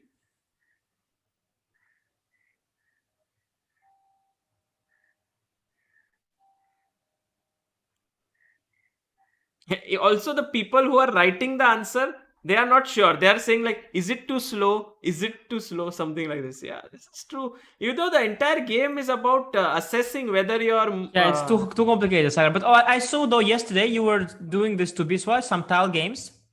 I mean, I was sitting there thinking, no idea what I... Okay, some I knew. Yeah, of course, this EF6 and all that I knew. I didn't even... I mean, I knew some of it, but some which I didn't know or remember. I was thinking I didn't know solution. And you were asking, Biswa, like what you would play and all that. But you are right. It doesn't have to be... it doesn't have to be that they solve it. You can also it's good if they try to solve it and then you show them the solution, and that's already it inspires them and also widens sure. the horizons. I think this game already, we'll talk about it at the end, but already seems to have improved the understanding of everyone watching it in a big way. Okay, let's go. Time is up. Anirban, what's your move here? Knight to h5. Okay. Vaibhav? Rook f6. Rook f6. Okay, Anish. Knight so knight h5 I can just take. The knight is not even pinned. The rook is protecting it. And trading one of your attackers is not... I mean, I have done full rook. I can play rook d2, rook g2, and I defend forever. So this is not at all... this is not working. So actually, rook f6 is the only resource that I have. But it is a huge resource. Huge resource, right? It's a good move. I think Vaibhav, fantastic move. Yeah, you bring your last piece into the game. I think a lot of people in the chat did mention queen h3. Yes, I was expecting queen h3 to be honest, because it creates a threat of mate. But it's a very weak move because I play rook d2. And not only do I even defend and I go rook h2 next, I threaten to win the queen. So you don't have time now for rook f6 at all. So actually, yes, knight on f4 is standing well, queen on h4 is standing well. You need to bring the rook. And once you realize that it's coming, there is actually very hard for white to stop it. Fantastic. I like how this pawn on f3 separates the knight on g3 and the rooks on e3 and d3. Like they are not able to protect the third rank, yeah? They're stuck there, the rooks. Oh. Talk about being on an open file and yet not having an open file. Yeah, this is completely open, but wait, I think this is the part of the board. We could have like that fog of war, yeah, Anish, you can just put the other half out. That's what I was saying, like the thing about this game, that is like it's all happens just right there on these things that you've drawn. It happens only there. The rest is just not relevant. So it's easy to sort of easy, but at the same time it's not easy.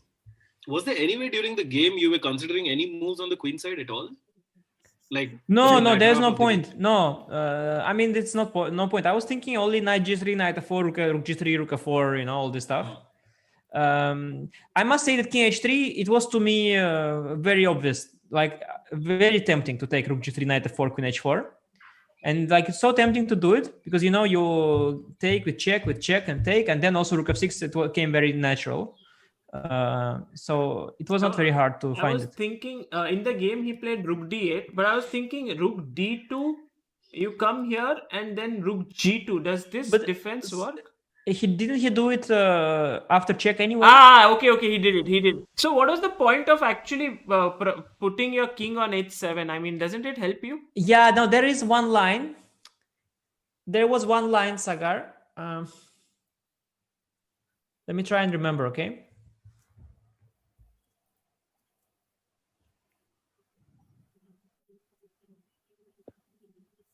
Because king on h7 also doesn't fall into any checks by the knight. Some fork, maybe. Well, yes. Maybe some point. No, it doesn't work. But like you want to play sometime rook can come to h file and create this pin somewhere. Yes, exactly. You know what? Later, what I did? Yeah. Okay, let's can be a pin on the h file. Exactly. Yes. Okay, guys, that was the thing. Yeah. Penultimate question for you guys here. Anish's move. Now he's a rook down. Okay, he's a rook down. Very hard because there is a move that looks good, but it isn't good. Okay. And let's put. Also, chat. Please think here. This is your chance to actually try and at least think in the same kind of a position as Anish when he was playing Ding Liren. So it's like try to put all your effort here. Try to figure out what can you do. Do you take the rook? Do you give a check? What do you do here? And then when Anish will reveal the move, you will understand. Yeah, chat is making this mistake, by the way, and I'm not surprised at all. Very tempting. A lot of chat is making this mistake. A lot of now, but it's nice. Okay, since that is a little bit of a hint, I want to like just take another find a loophole in the method and find another hint. Sagar, which number of the move is this? Which number means move number? Yeah, this is a guessing. We are guessing the second last move or the last move of the game. No. There are still few moves. It's 34th move, and the game went on till 45th move. But within a few moves, the result is not in doubt. Yeah. Right. Okay. It's even hard here, but I have to say here already it is kind of clear that. I mean, it is clear that Black is doing well. Yeah. Like white is kind of not clear. It's not clear because Black is rook down. No, but Sagar, look, the white doesn't even have a next move. Maybe rook e2. No, rook e2 is not possible. You actually that's the thing. He doesn't even really have a next move. Ooh. So like it should be here clear that you are on the right track. But of course you should see resources. Yeah. The rook on e3 is right now still free to move. That's the only thing. But where? It cannot move. It can't go. D3 you can take free. On e2, if you take, it cannot be recaptured. Look at that. Because knight takes means there is also rook g3 after rook e2, and there is rook g3 knight e2 fork. So basically, I think I don't even remember which way I chose here. It's a very interesting move. But Anish, white has some possibility of playing c4 and trying to, put rook on a3 and a1 or somehow try to defend, no? Well, of course, if I have no ideas at all, but I have some time here. Yeah, that's what I'm saying. I have some time. So you have to do something. You can't just waste something. Time. Yeah. I have to do something. But let's say I'm not in a rush to win on the spot here. That's what I'm saying. Yeah. Full chat is going after one move. Full chat. I think this is one of those moves yesterday, like Mikhail Tal's move, where no one could find it. It's somewhat similar.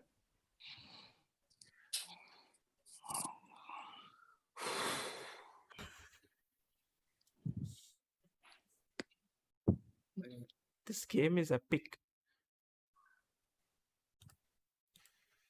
Anish, when you suggested this game, I went through it.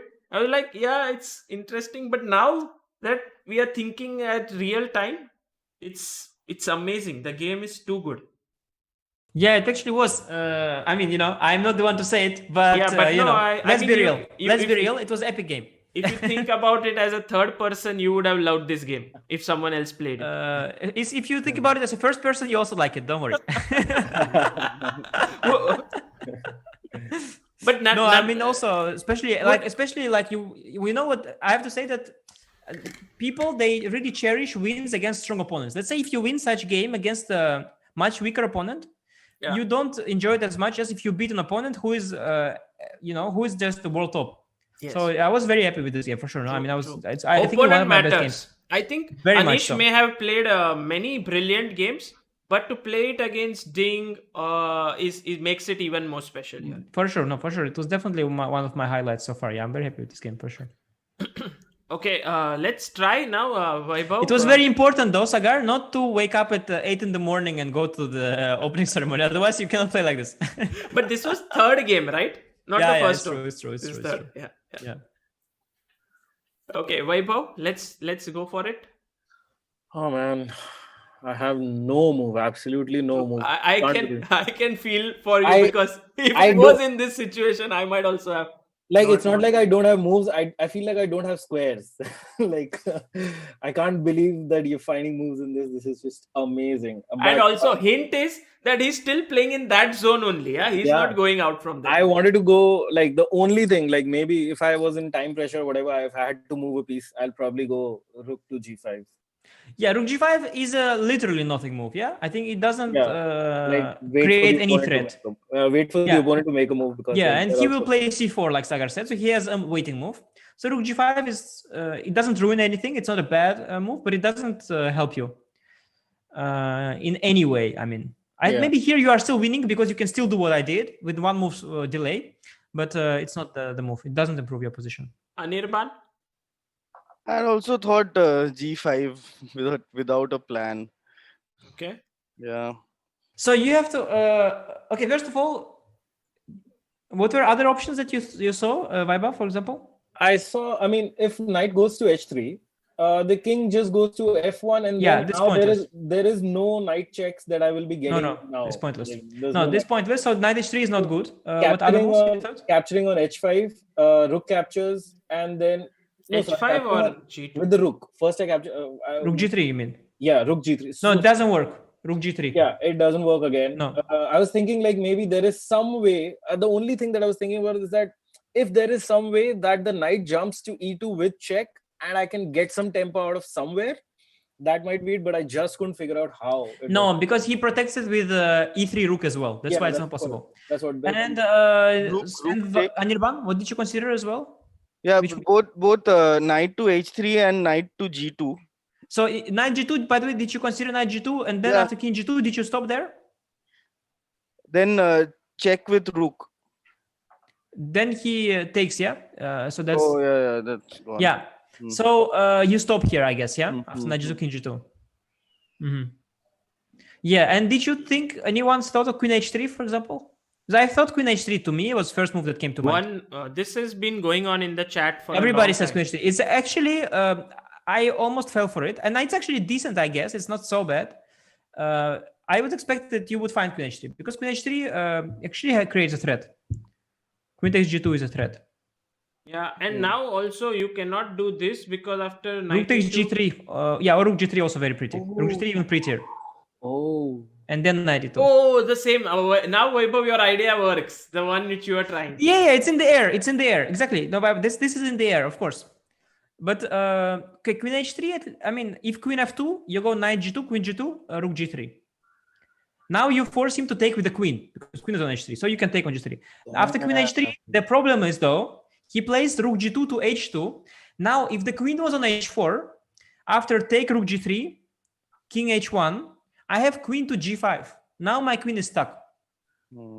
So I would have to take queen takes g3 instead of rook g3. So if queen h3, the defense is rook h2, attacking the queen. If you take with the rook check, king h1, and the queen is trapped. Wow. Wow. Unbelievable. So you have to take here with queen on g3, but then after the queen trade happens, then the king safety is not anymore an issue, right? The King safety is not a thing in endgame most of the time. So here I have good compensation with very beautiful knight and the 2 pawns. Probably it is maybe even slightly better for black this position. I would think. I'm not sure. But this is I have more. So the thing is, yeah, the move is just very hard. I have to say. I'm so How do sorry, I even Anish, but explain like, how it? did you evaluate like a knight? Like, two I rooks thought and this. one I knight? thought this because I was going through all the squares, but I had just no idea of what to do. So Vaibhav, you mean the end game? How do I evaluate it? Yeah. Like, how did you So, say that like one knight and a rook were better than the two rooks in that position? because I have 2 pawns as well, 2 extra pawns. So it's good. Oh, It's yeah, a and the good passes. material balance. Yeah. And the passes. So, but my rook on g5 on g3 is a bit clumsy. It doesn't really enter. Like if it was on d2 or something, it would be better. But this is not so huge. I wanted more from this. So the thing is, so I play h5. White is useful. Okay, I will give you a shot. Yeah. Wait, what did the guy play? He played some rook. What did he Rook play? h2. Okay, let's suppose he plays c4. That's the question. What if he plays c4? What threat did I create with h5? With h5. So guys, This you is still have to- hard. This is still hard, by the way, I have to say. It's like it doesn't change much for me because I Yeah, it actually does. It actually does. But you have to. It is Yeah, hard. yeah, It is really yeah. hard actually. yeah, like just for me it doesn't change much. But yeah, it is. So queen h3, rook h2 is same story. Again, doesn't help. Yeah, that's what I was thinking. h5 only doesn't help in queen h3 variation. No.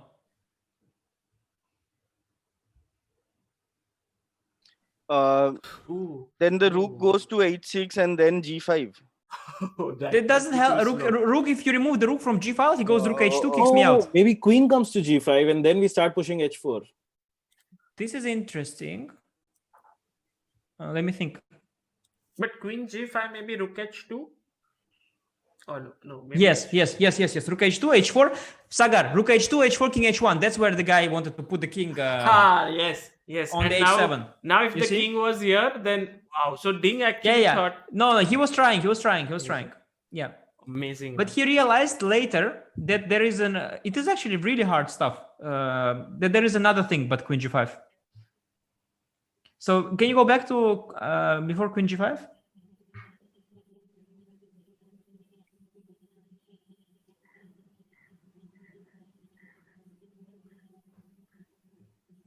Can I also try? I don't have no idea, but if Vaibhav, after Vaibhav and Anirban. Yeah.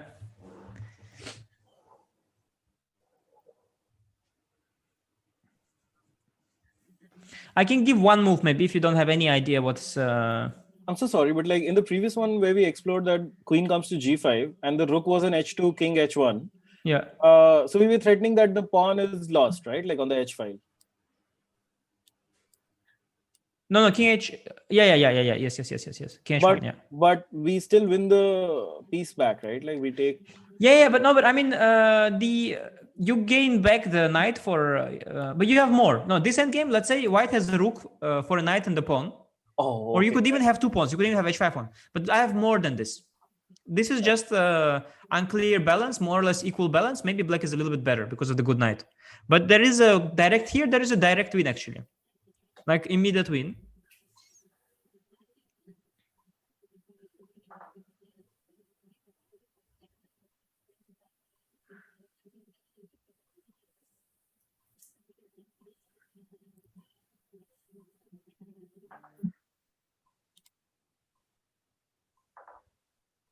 This motif, it was there before today. The motif was there earlier today. I don't know if you remember. Somewhere this motif already occurred. You mean when the e3 rook is hanging, yeah? Yes, it was there already before. Yeah. It is very hard. I mean, you have to see really. I mean, you have to see that to do this, yeah? It's like you have to keep switching things. Maybe that's... Yeah. But maybe I'm wrong. If Vaibhav, Anirban, any tries here?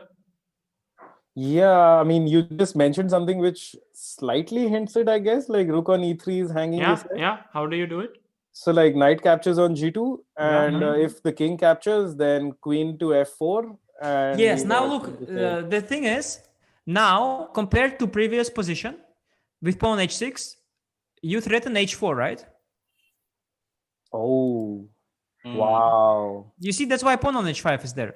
Oh my god. But you have to see that if he plays king h3, moving out, h4, he moves the knight.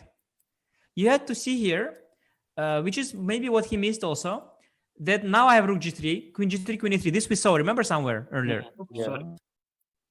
Yes. So there are two threats. There are the threat of rook g3 and there is a threat of h4. And this only works because I already have pawn h5. If I had pawn h6, he would move the rook from e3 in that position. Can you show, Sagar, that position? He would have moved, if I would take immediately knight g2, king g2, queen f4, I threaten rook g3, but he plays rook d3. I play h5, he plays king h3. He managed to escape from both threats. That's why I inverse the order. I play first h5 and then I do this. And in the position where you had already pushed h5, in this position where the queen was on f4, why did you prefer taking, like, exchanging all pieces and not pushing h4 instead of taking on g3? One moment. You mean at yeah, in this position. Yeah, but h4 means knight just moves away, and now. Oh yeah, sorry, my bad. Yeah, but also realize after rook g3, queen e3, I have two extra pawns in the end game, and two extra pawns is winning completely. Yeah, and he cannot play queen e5 because queen f3. Yeah. One question by by Pranjal Singh, who says take queen g5 also looks good. Yeah. King h3, h4. King h3. Yeah. h4. Yeah. Yes. Probably. Yeah. Probably yes. Yeah, it also looks decent. Yeah, I think it looks decent. Queen f4 kind of a bit more direct, I thought, but this is also okay. Also, I mean, queen f4, I threaten h4 rook g3, yeah, not h4 queen g3, which is an endgame. I threaten much more. Like it's more winning, but it's also maybe true. So after h5, Ding realized that this is happening, that this knight g2 queen f4 is a threat, and that's why he went rook h2. And now, okay, you can try to find again the move here. Now I took, of course, yeah, but it's now okay. We already spoke about it. I take with the rook. He moves, and now I have queen g5. And now, compared to endgame, we keep the queens on. So now I have two pawns and the knight for a rook, which is material more than good. It's good. It's enough normally. But now also I have attack on the king with the queens on. True. And this knight on the 4 is dominating knight. It's like it's worth extra. It's worth more than usual. Yeah. And rook on e3 has nowhere to go. Exactly. No, he's just in deep trouble here. So Ding played queen f1. Anish was like, now I have to play only on that side of the board, so h4. Rook e1, and he pushes the pawn forward h3. White is unable to do much. Now takes the open file, rook d1. Now comes queen to h5, attacking the f3 pawn. Rook jumps in. And here, Anish, you took queen takes f3. Any particular reason why you? Yeah. So the thing is, like I said already with this, I got inspired by this Samay stream when I was watching, when he was winning the whole time. Okay, finally he won, but like barely. At some point, it's all looking great and everything is nice, but at some point you just have to make the opponent resign. Finish the game.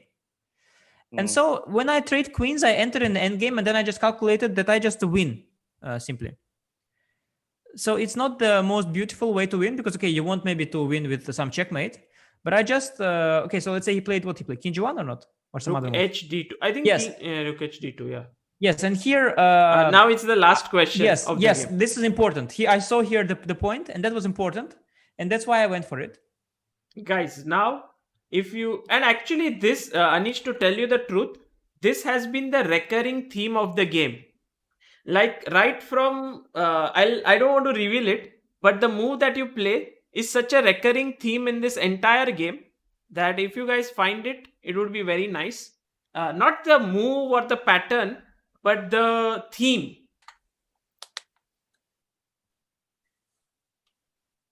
Guys, it's very confusing hint, so ignore it. Yeah, no, I don't want to say something more because then you would get. No, but I think I know what you mean. I think it's a bit confusing, but I know what you mean. Yeah. After like Saga finished his end, I was like, I had 2 creases on my forehead. I'm like, okay, how do I analyze that now? Yeah.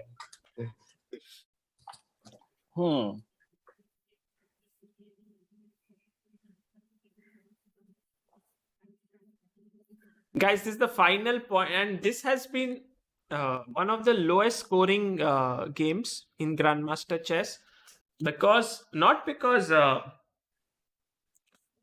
teacher was strict, I think, but because the moves were too tough. That is for sure. It's like he's pulling out moves from where we think that there is nothing. So it was Exactly. almost like magic every move Exactly. that you made, man. And especially playing at a particular part of the board, then also we are not getting. It's not even 64 square. Yeah, no, this is a hint, guys, for you that you have not 64 squares, you have like 32 maximum, like 30 squares somewhere. So at least it's easier. The board is smaller. And now it's like if White's rooks start getting active, taking up the pawns, then Black could be in trouble, because his knight, rook, and pawn are not able to checkmate easily. So let's see if you guys can figure out. Yeah, but I have to say that I traded queens only because of the follow-up. Otherwise, it's very bad technique. Yeah, I mean, to go from this dominant position to an endgame, it would be very bad technique. But I just I saw how I'm going to finish the game, so I just went for it already. Yeah. So you need the thing is, so you have this pawn on h3, rook on f3, knight on f4. They are really nice, but by themselves, no matter how you rotate them, you can reroute the knight or reroute the rook, or like it's not enough to win with only these three pieces. You need reinforcements. You need reinforcements. Nice. I think Anish gave a good hint this time. Yep. This time.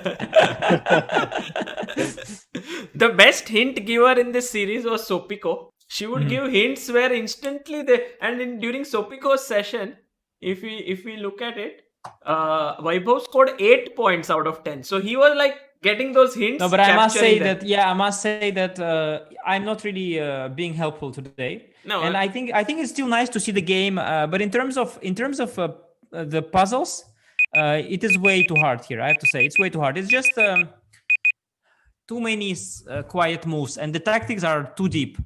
But very honestly, like it's been like extremely fun even till now. Like it's like but don't feel bad. Let's say the fact that you didn't find so many moves, it is completely normal. Like they are just above the ratings that you currently have. I mean, it's just hard simply. So even if you have you are not supposed to see it sometimes this far. Yeah, it's normal. Maverick Sun in the chat says, very nice explanation from Anish. He's able to make us understand very deep concepts through a detailed and necessary explanation. So yes, I hope that I hope that the best I can achieve is that by the time I tell you the answer and explain you understand the answer. Yes. But that you find the answer yourself, like it's just too hard. Yeah, I mean this whole rook takes g3 and then rook f6, rook g6, because even rook f6, rook g6, then you have to have h5 things. Like it goes way too far, of course.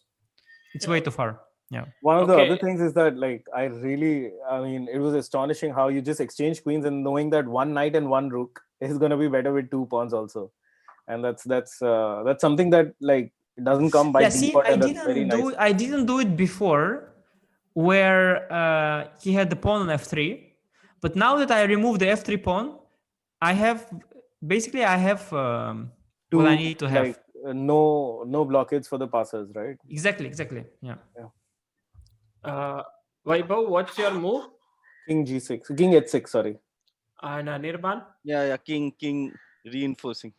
Wow, both of you get full point. Yeah. Yes. Yeah, king h6 is very important also, because I saw some people say king g6 to allow g5. Yeah, it's better on h6, not on g6. It blocks the g pawn.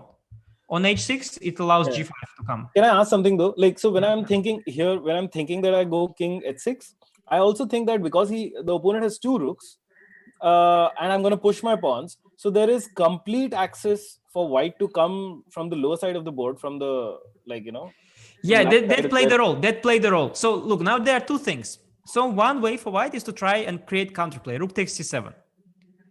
I have to definitely deal with this because he now has majority on the queen side. So I think I go g5.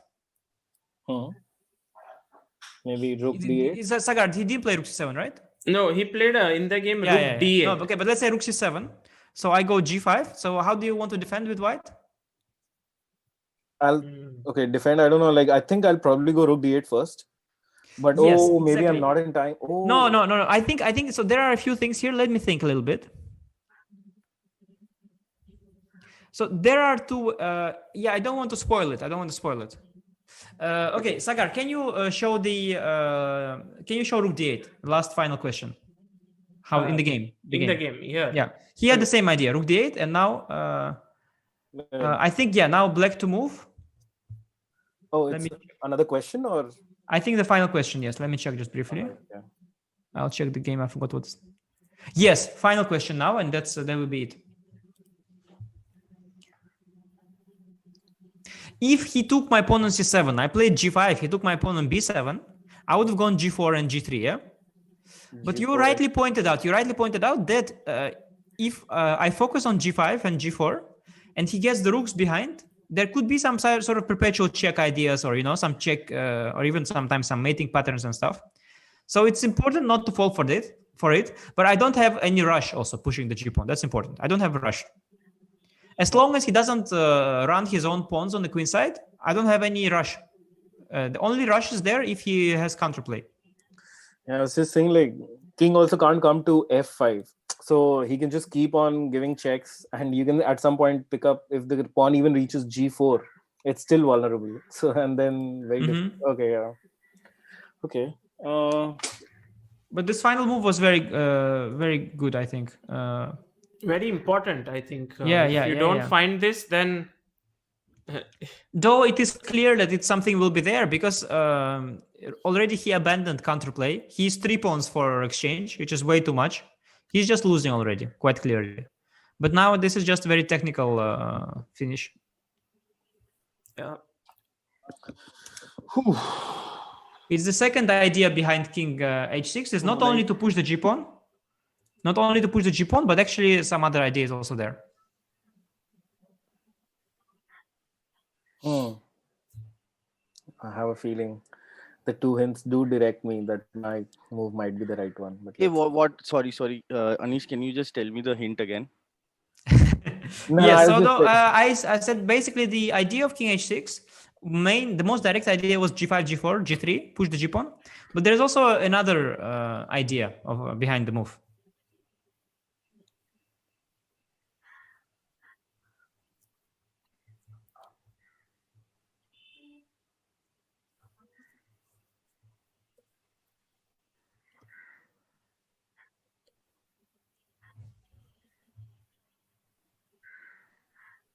Oh. In the last variation, what about rook c7 and then rook coming to d7? Yeah, there I have the same solution as here, Sagar. That's the thing. Okay. That's why I cannot tell it. Their solution is the same as here. Is the same one. Yeah. Yeah. Like you are right. If I push the pawn, the g pawn too far, my king will have nowhere to hide. With the rook checks, like you said. Yeah, time is up, guys. So let's go with Anirban. Anirban, what's your move?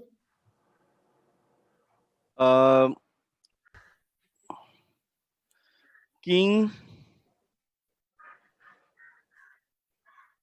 Like, I want to get the king closer to the opponent's king. So what will you play? King सिर्फ king कैसे पकड़ के रख? You have to move it. G5. Okay. Vaibhav? Yeah, king g5 was my move also. Okay, so half point to each of them because it's decent. But it is simply better to go to h5 because it doesn't block the g pawn.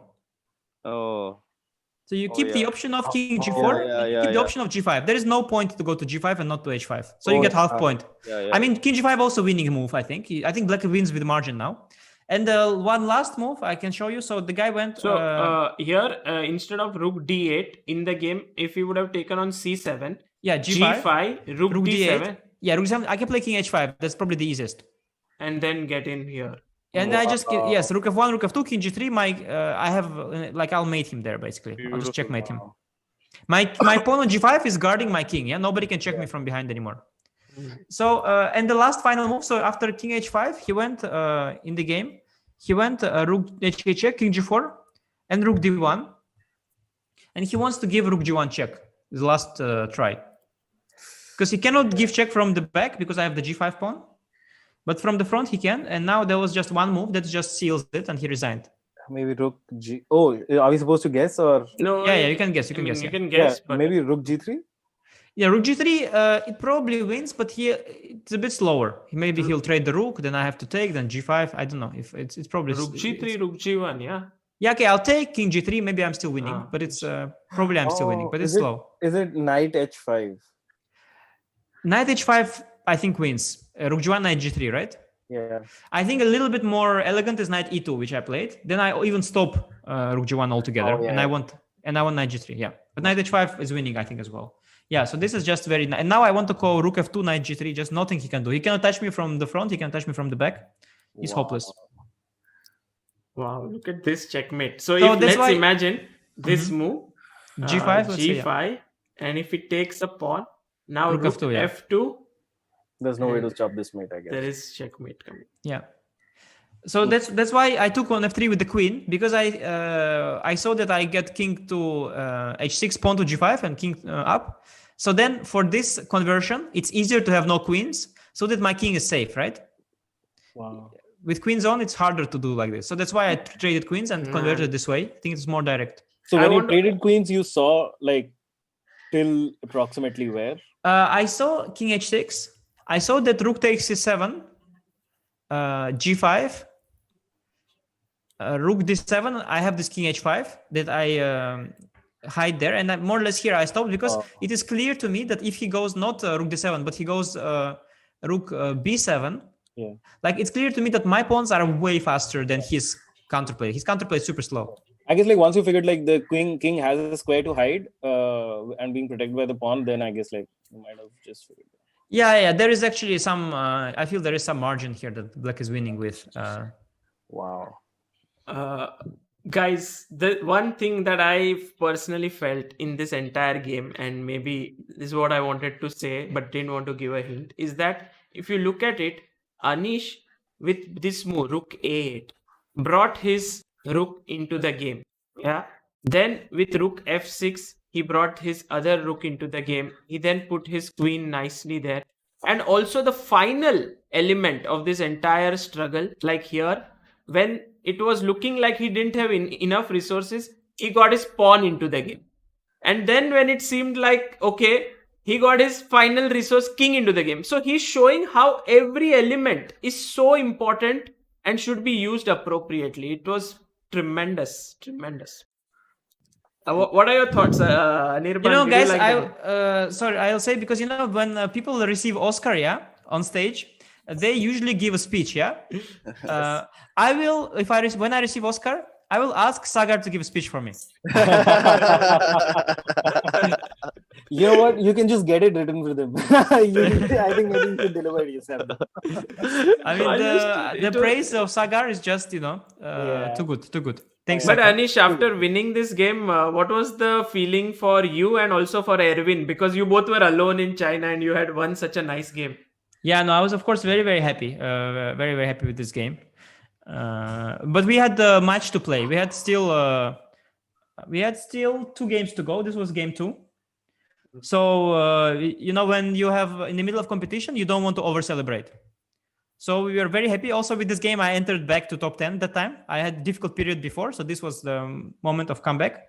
So I was happy, but I mean, I was very focused, so I didn't over celebrate because it was important to win the match. 2 games to go, and Ding is a very strong opponent. Next game I was white, then again black. So I was, I was not relaxing, let's say. So I was focused mode there still. True. 3 games before this were drawn, right? And this is the last game. No. It wasn't last game. So first game was drawn. Then I won this game. Then next game I was defending. I also drew. And then the last game was crazy, and I was winning almost in the end. But then I just made a draw to win the match, to secure the victory. Wow. And many people have gone there to China to play these matches. Not many have been able to win. And Anish winning this match against Ding Liren was a big result. Vaibhav, Anirban, did you guys enjoy this game? Oh, lovely. Extremely. Crazy. And what is even more like striking is that I think like till the first 8 or 9 moves, these are positions that we've all reached, and we had so many questions as to okay, what do we do here? Because we've seen those positions, but how it branches out and just one sack and then my God, it's just beautiful. Thank you. Just too good. Yeah. Scale Tail says the knight exchange explanation that knight c6 takes e5 and how that you have to exchange the c6 knight for f3 knight was OP. Even Levy showed a game of Anish where he sacked a rook. Anish is OP. Hashtag GO80. Great game today. Thanks for the series. Absolutely. And Dharmik Shah says amazing explanations by Anish. All the moves make tactical sense and great work by Sagar to do this series. Please get more GMs and continue the series. Thank you. And Ayushi says, I was looking for a pic of Anish on his Insta to sketch, but I just got so confused. The sketch would get lost amidst his selfies. Maybe Anish has to choose one of his favorite pics and give it to Ayushi. She, by the way, makes brilliant sketches. Yeah, I can imagine. Yeah, I think I saw some. Very nice. Yeah, but Sagar, in general, like I always told, because I am dealing a lot with people saying about this person is this style, like Tal is of course a lot of sacrifices, and this Karpov is positional, this Kasparov is this, but of course, like you see you can shape, like there are so many games that people play and some are good, some are bad, like you can make any statement you want, and then based on that kind of because like there are so many games, like this is my best game. If you look only my best game, you think I should be world champion, but then you should look some games that I play where I play bad, and then you also realize, okay, why I'm not yet world champion? Why some others are world champion? So yes, let's not spoil it for today. Let's not be objective. I'm just saying that like there are all strong grandmasters. They have their highlights, and this is definitely my highlight. But I feel that this highlight of yours will also be for any strong world-class player would also say that this was a great game. I mean, it's not. Yeah, it's for sure. No, I think it was really, really hard. I think I had a good day. I mean, honestly, to find all these moves, I had a good day, for sure. Yeah. Especially the hard ones. I think the hard ones were the first, like Rook F6, Rook DF8, Queen F7. Then this Queen E7, these moves were the hardest. Already final calculation is just brutal force, just brute calculation. This is kind of easier, at least for high-rated player, because it's just tactics, calculation. You just see, okay, I take, I check, take, threat, then I do this, and I take. This you can sort of figure out, but the moves of preparation, these are harder, where you are struggling to find like a plan, and you have to direct the pieces the right way. So I think that was quite hard, Yeah, like Queen H3, like for all of a sudden, it was just amazing. Yeah, absolutely. Yeah. And also, I want to just before you leave, show you the standings that are there now after today's day. These are the standing of Grandmaster Chess. We have Vaibhav leading by 11-point margin now. Just 15.5. Do you want to go to a holiday? Anirban is, but Anirban has a lot of wins because he was the winner in Tanya's episode. He also is now joint winner here. So that is very nice. Anirban 31.5, and Biswa unfortunately could have got a couple of more points today, but he had to leave 48.5. And Samay, well, today he was going to come, but they'll both regret it when one of us gets the chessboard. When I saw the chessboard in the description, Sagar, before the stream started, I was like, I am not getting it. So let me see if I can buy it. And it was like very expensive. a lot of super chats needed, I think, for this board. Very expensive chessboard. Then I was like, oh man, Vaibhav. I had a submission today which I had to work for, and I was like, you know what, I'm sorry, I can't. And they were like, you have to give it by like 4:35. And I was like, I'm sorry, there is a Grandmaster stream. Oh man, thank you. I had a show. I cannot do it. I had a show at 4:30, and I'm continuously like waiting for them to call me on that show. What a game, man! Thank you so much, Anish. That is the biggest praise, that you guys had some other commitments, but you came here and you solved everything. So thank you, Vaibhav. Yeah, not everybody does it. Not everybody prioritizes Grandmaster Chess over other things. I'm not even kidding. I have a feeling like if anyone at all in the world gets this chance to such games with you people, it is unbelievable. Like it's almost like It's a dream opportunity. It's like- exactly. Like, just beautiful to watch all this and get a first-hand experience to what you were going through in the game. Just amazing. Yeah, absolutely. Absolutely. And you thank can you. see Anish's love for chess. He was analyzing every little detail till the end, never rushing through. I think, thank you, Anish, for being here. It was really fantastic. Yeah, thank you I guys. Thank you. learned It was a lot. had a good time. Yes, it was fun. I like to see how you guys improve. I whenever I see like because sometimes I briefly check out some streams, of different players, of course you, but also other comedians, and so sometimes I click. I see one time I saw somebody was explaining how to castle, like the rules of the game. Then I watched the same stream 1 hour later. He was still explaining how to castle. It doesn't matter. But sometimes I join some other stream and I already see like, wow, briefly, somebody sees a fork. Or with Samay, for example, I saw he was already doing some puzzle rush. I thought simply first that somebody else doing it for him because he was quickly finding mate one, like very, very quickly. I was really impressed, So then it's good to see that all of you are making progress, in chess. Anish, I have realized after working with them, each one has a different strength. So even though when I see Samay clearly spotting moves faster, when he would face some of these players like let's say Vaibhav, Biswa, Anirban, he may not easily win it because there are some other strengths that they possess which he does not have. So there are clear loopholes. Yeah, sometimes but sometimes there are really moments of. But it is also logical, like the way, like how much attention you pay, and how much you're trying to improve, because you have all these streams that you are following, but you're also really trying to think, and you are trying to improve, and then actually. It has to, it leads to improvement, because even though it's a stream, essentially you're getting a training, sort of. So Yeah. I think it definitely pays off. Although chess, of course, one problem I think with chess in general, why it, compared to other sports, the improvement is very slow. Yeah, the improvement is very, very slow. And there are so many levels. So if you want to reach, for example, Grandmaster, it's years of like continuous improving chess, then Grandmaster chess, then one more chess, then one more chess, all kinds of. You have to stream with Sagar for 10 years if you want to become Grandmaster. Maybe then I can become a Grandmaster. But yes, probably then Sagar will become Grandmaster. But basically, still you can still improve within your own level, of course, and I'm sure you will see also in your results in your games that you are improving, because I'm sure with so much dedication and attentiveness and all this, I'm sure you will improving in chess a lot. That's good to see. And I can notice it sometimes also. I can see progress that people have made by just watching them on different streams, and it's just really nice. Yeah. Thanks a lot, Thanks, Anish, Sam. and Thanks, thanks Anish. for giving this Thank you. time for Thank this you. game, and see you soon. Thanks a lot. Bye. Thank you. Bye, guys. Thank Bye, you. guys. Bye. Bye, Sagar. Bye, Vaibhav. Bye, Anirban.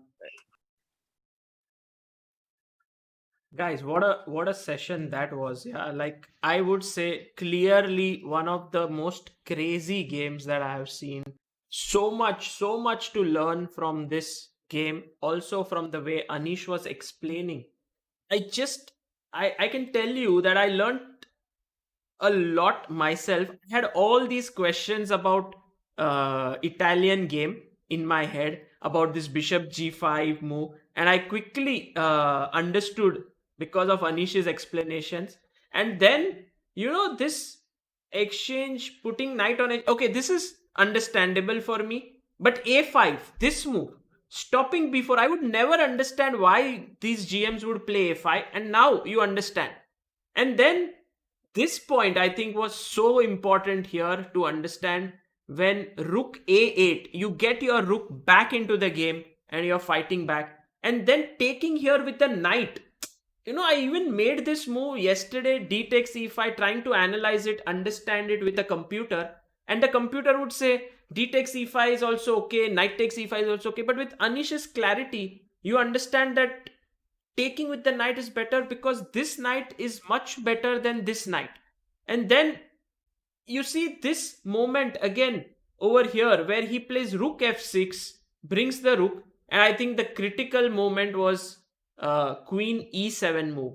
Fantastic, just little move, and then taking on g3, bringing the knight, taking on h4, and I saw the chat, many people saying rook f6, but is it slow? Is it possible to do it? But look at his confidence playing against a world class, world number 3 player, Ding Liren. He sensed here there's no need to rush h5. And then finally here, also great confidence on his endgame skills to go into this position to bring the king up. It was too good, yeah, the game. Actually, here, Ding Liren resigned the game and Anish won.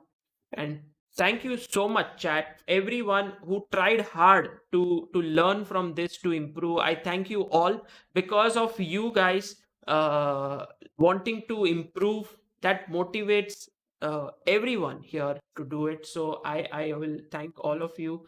And of course, the comedians Anirban, Vaibhav, Biswa for coming here. Anish for teaching, and of course Samay for not coming today. Uh, and I have one super chat I think I missed, which I want to, one or two super chats I want to read. Sudarshan Rangan says, watching these streams show that GMs are next level. Yeah, I agree with you. Aditya Sharma says, Samay is like the backbencher who misses the class. It's not even a class, guys. It's just so much to learn. I am sure Samay will be like, Arey yaar, why didn't I wake up? Pranjal Singh says, one doubt, when queen was alive, pawn moved to h4, then you guys were saying king f1, and then after that rook to g1 with the idea of rook h1 check. I didn't understand, Pranjal Singh. Your super chat was a bit too complicated for me, but I guess what you were saying is that here one variation, one doubt, on to h4, then you guys were saying maybe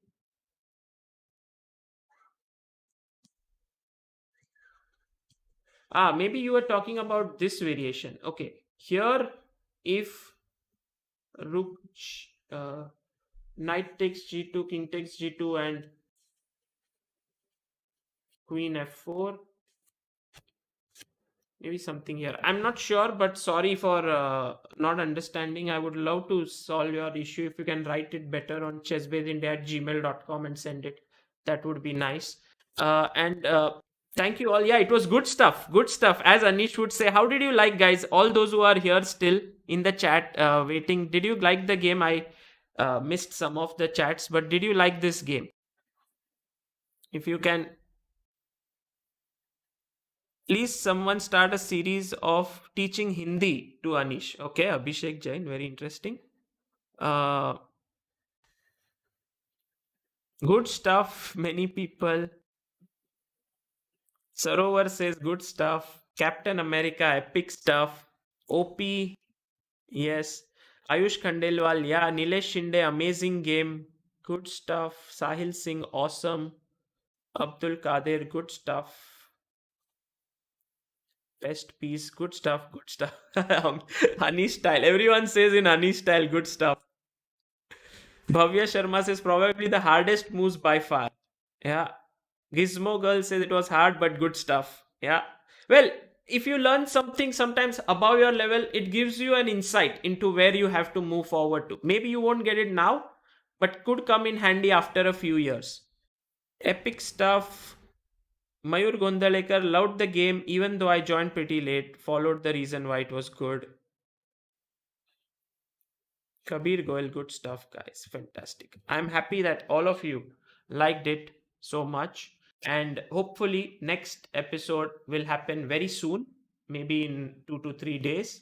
And I'll try to reveal the guest. Maybe it would be the 14th world champion, Vladimir Kramnik, but could be someone else as well. We'll see. And I'll keep you updated on that. Until then, guys, thank you so much. Do like this stream. And Nightbot made a debut today. Thank you, Keith, for that. And also thank you all in the chat for being so wonderful. Take care. Bye bye. See you.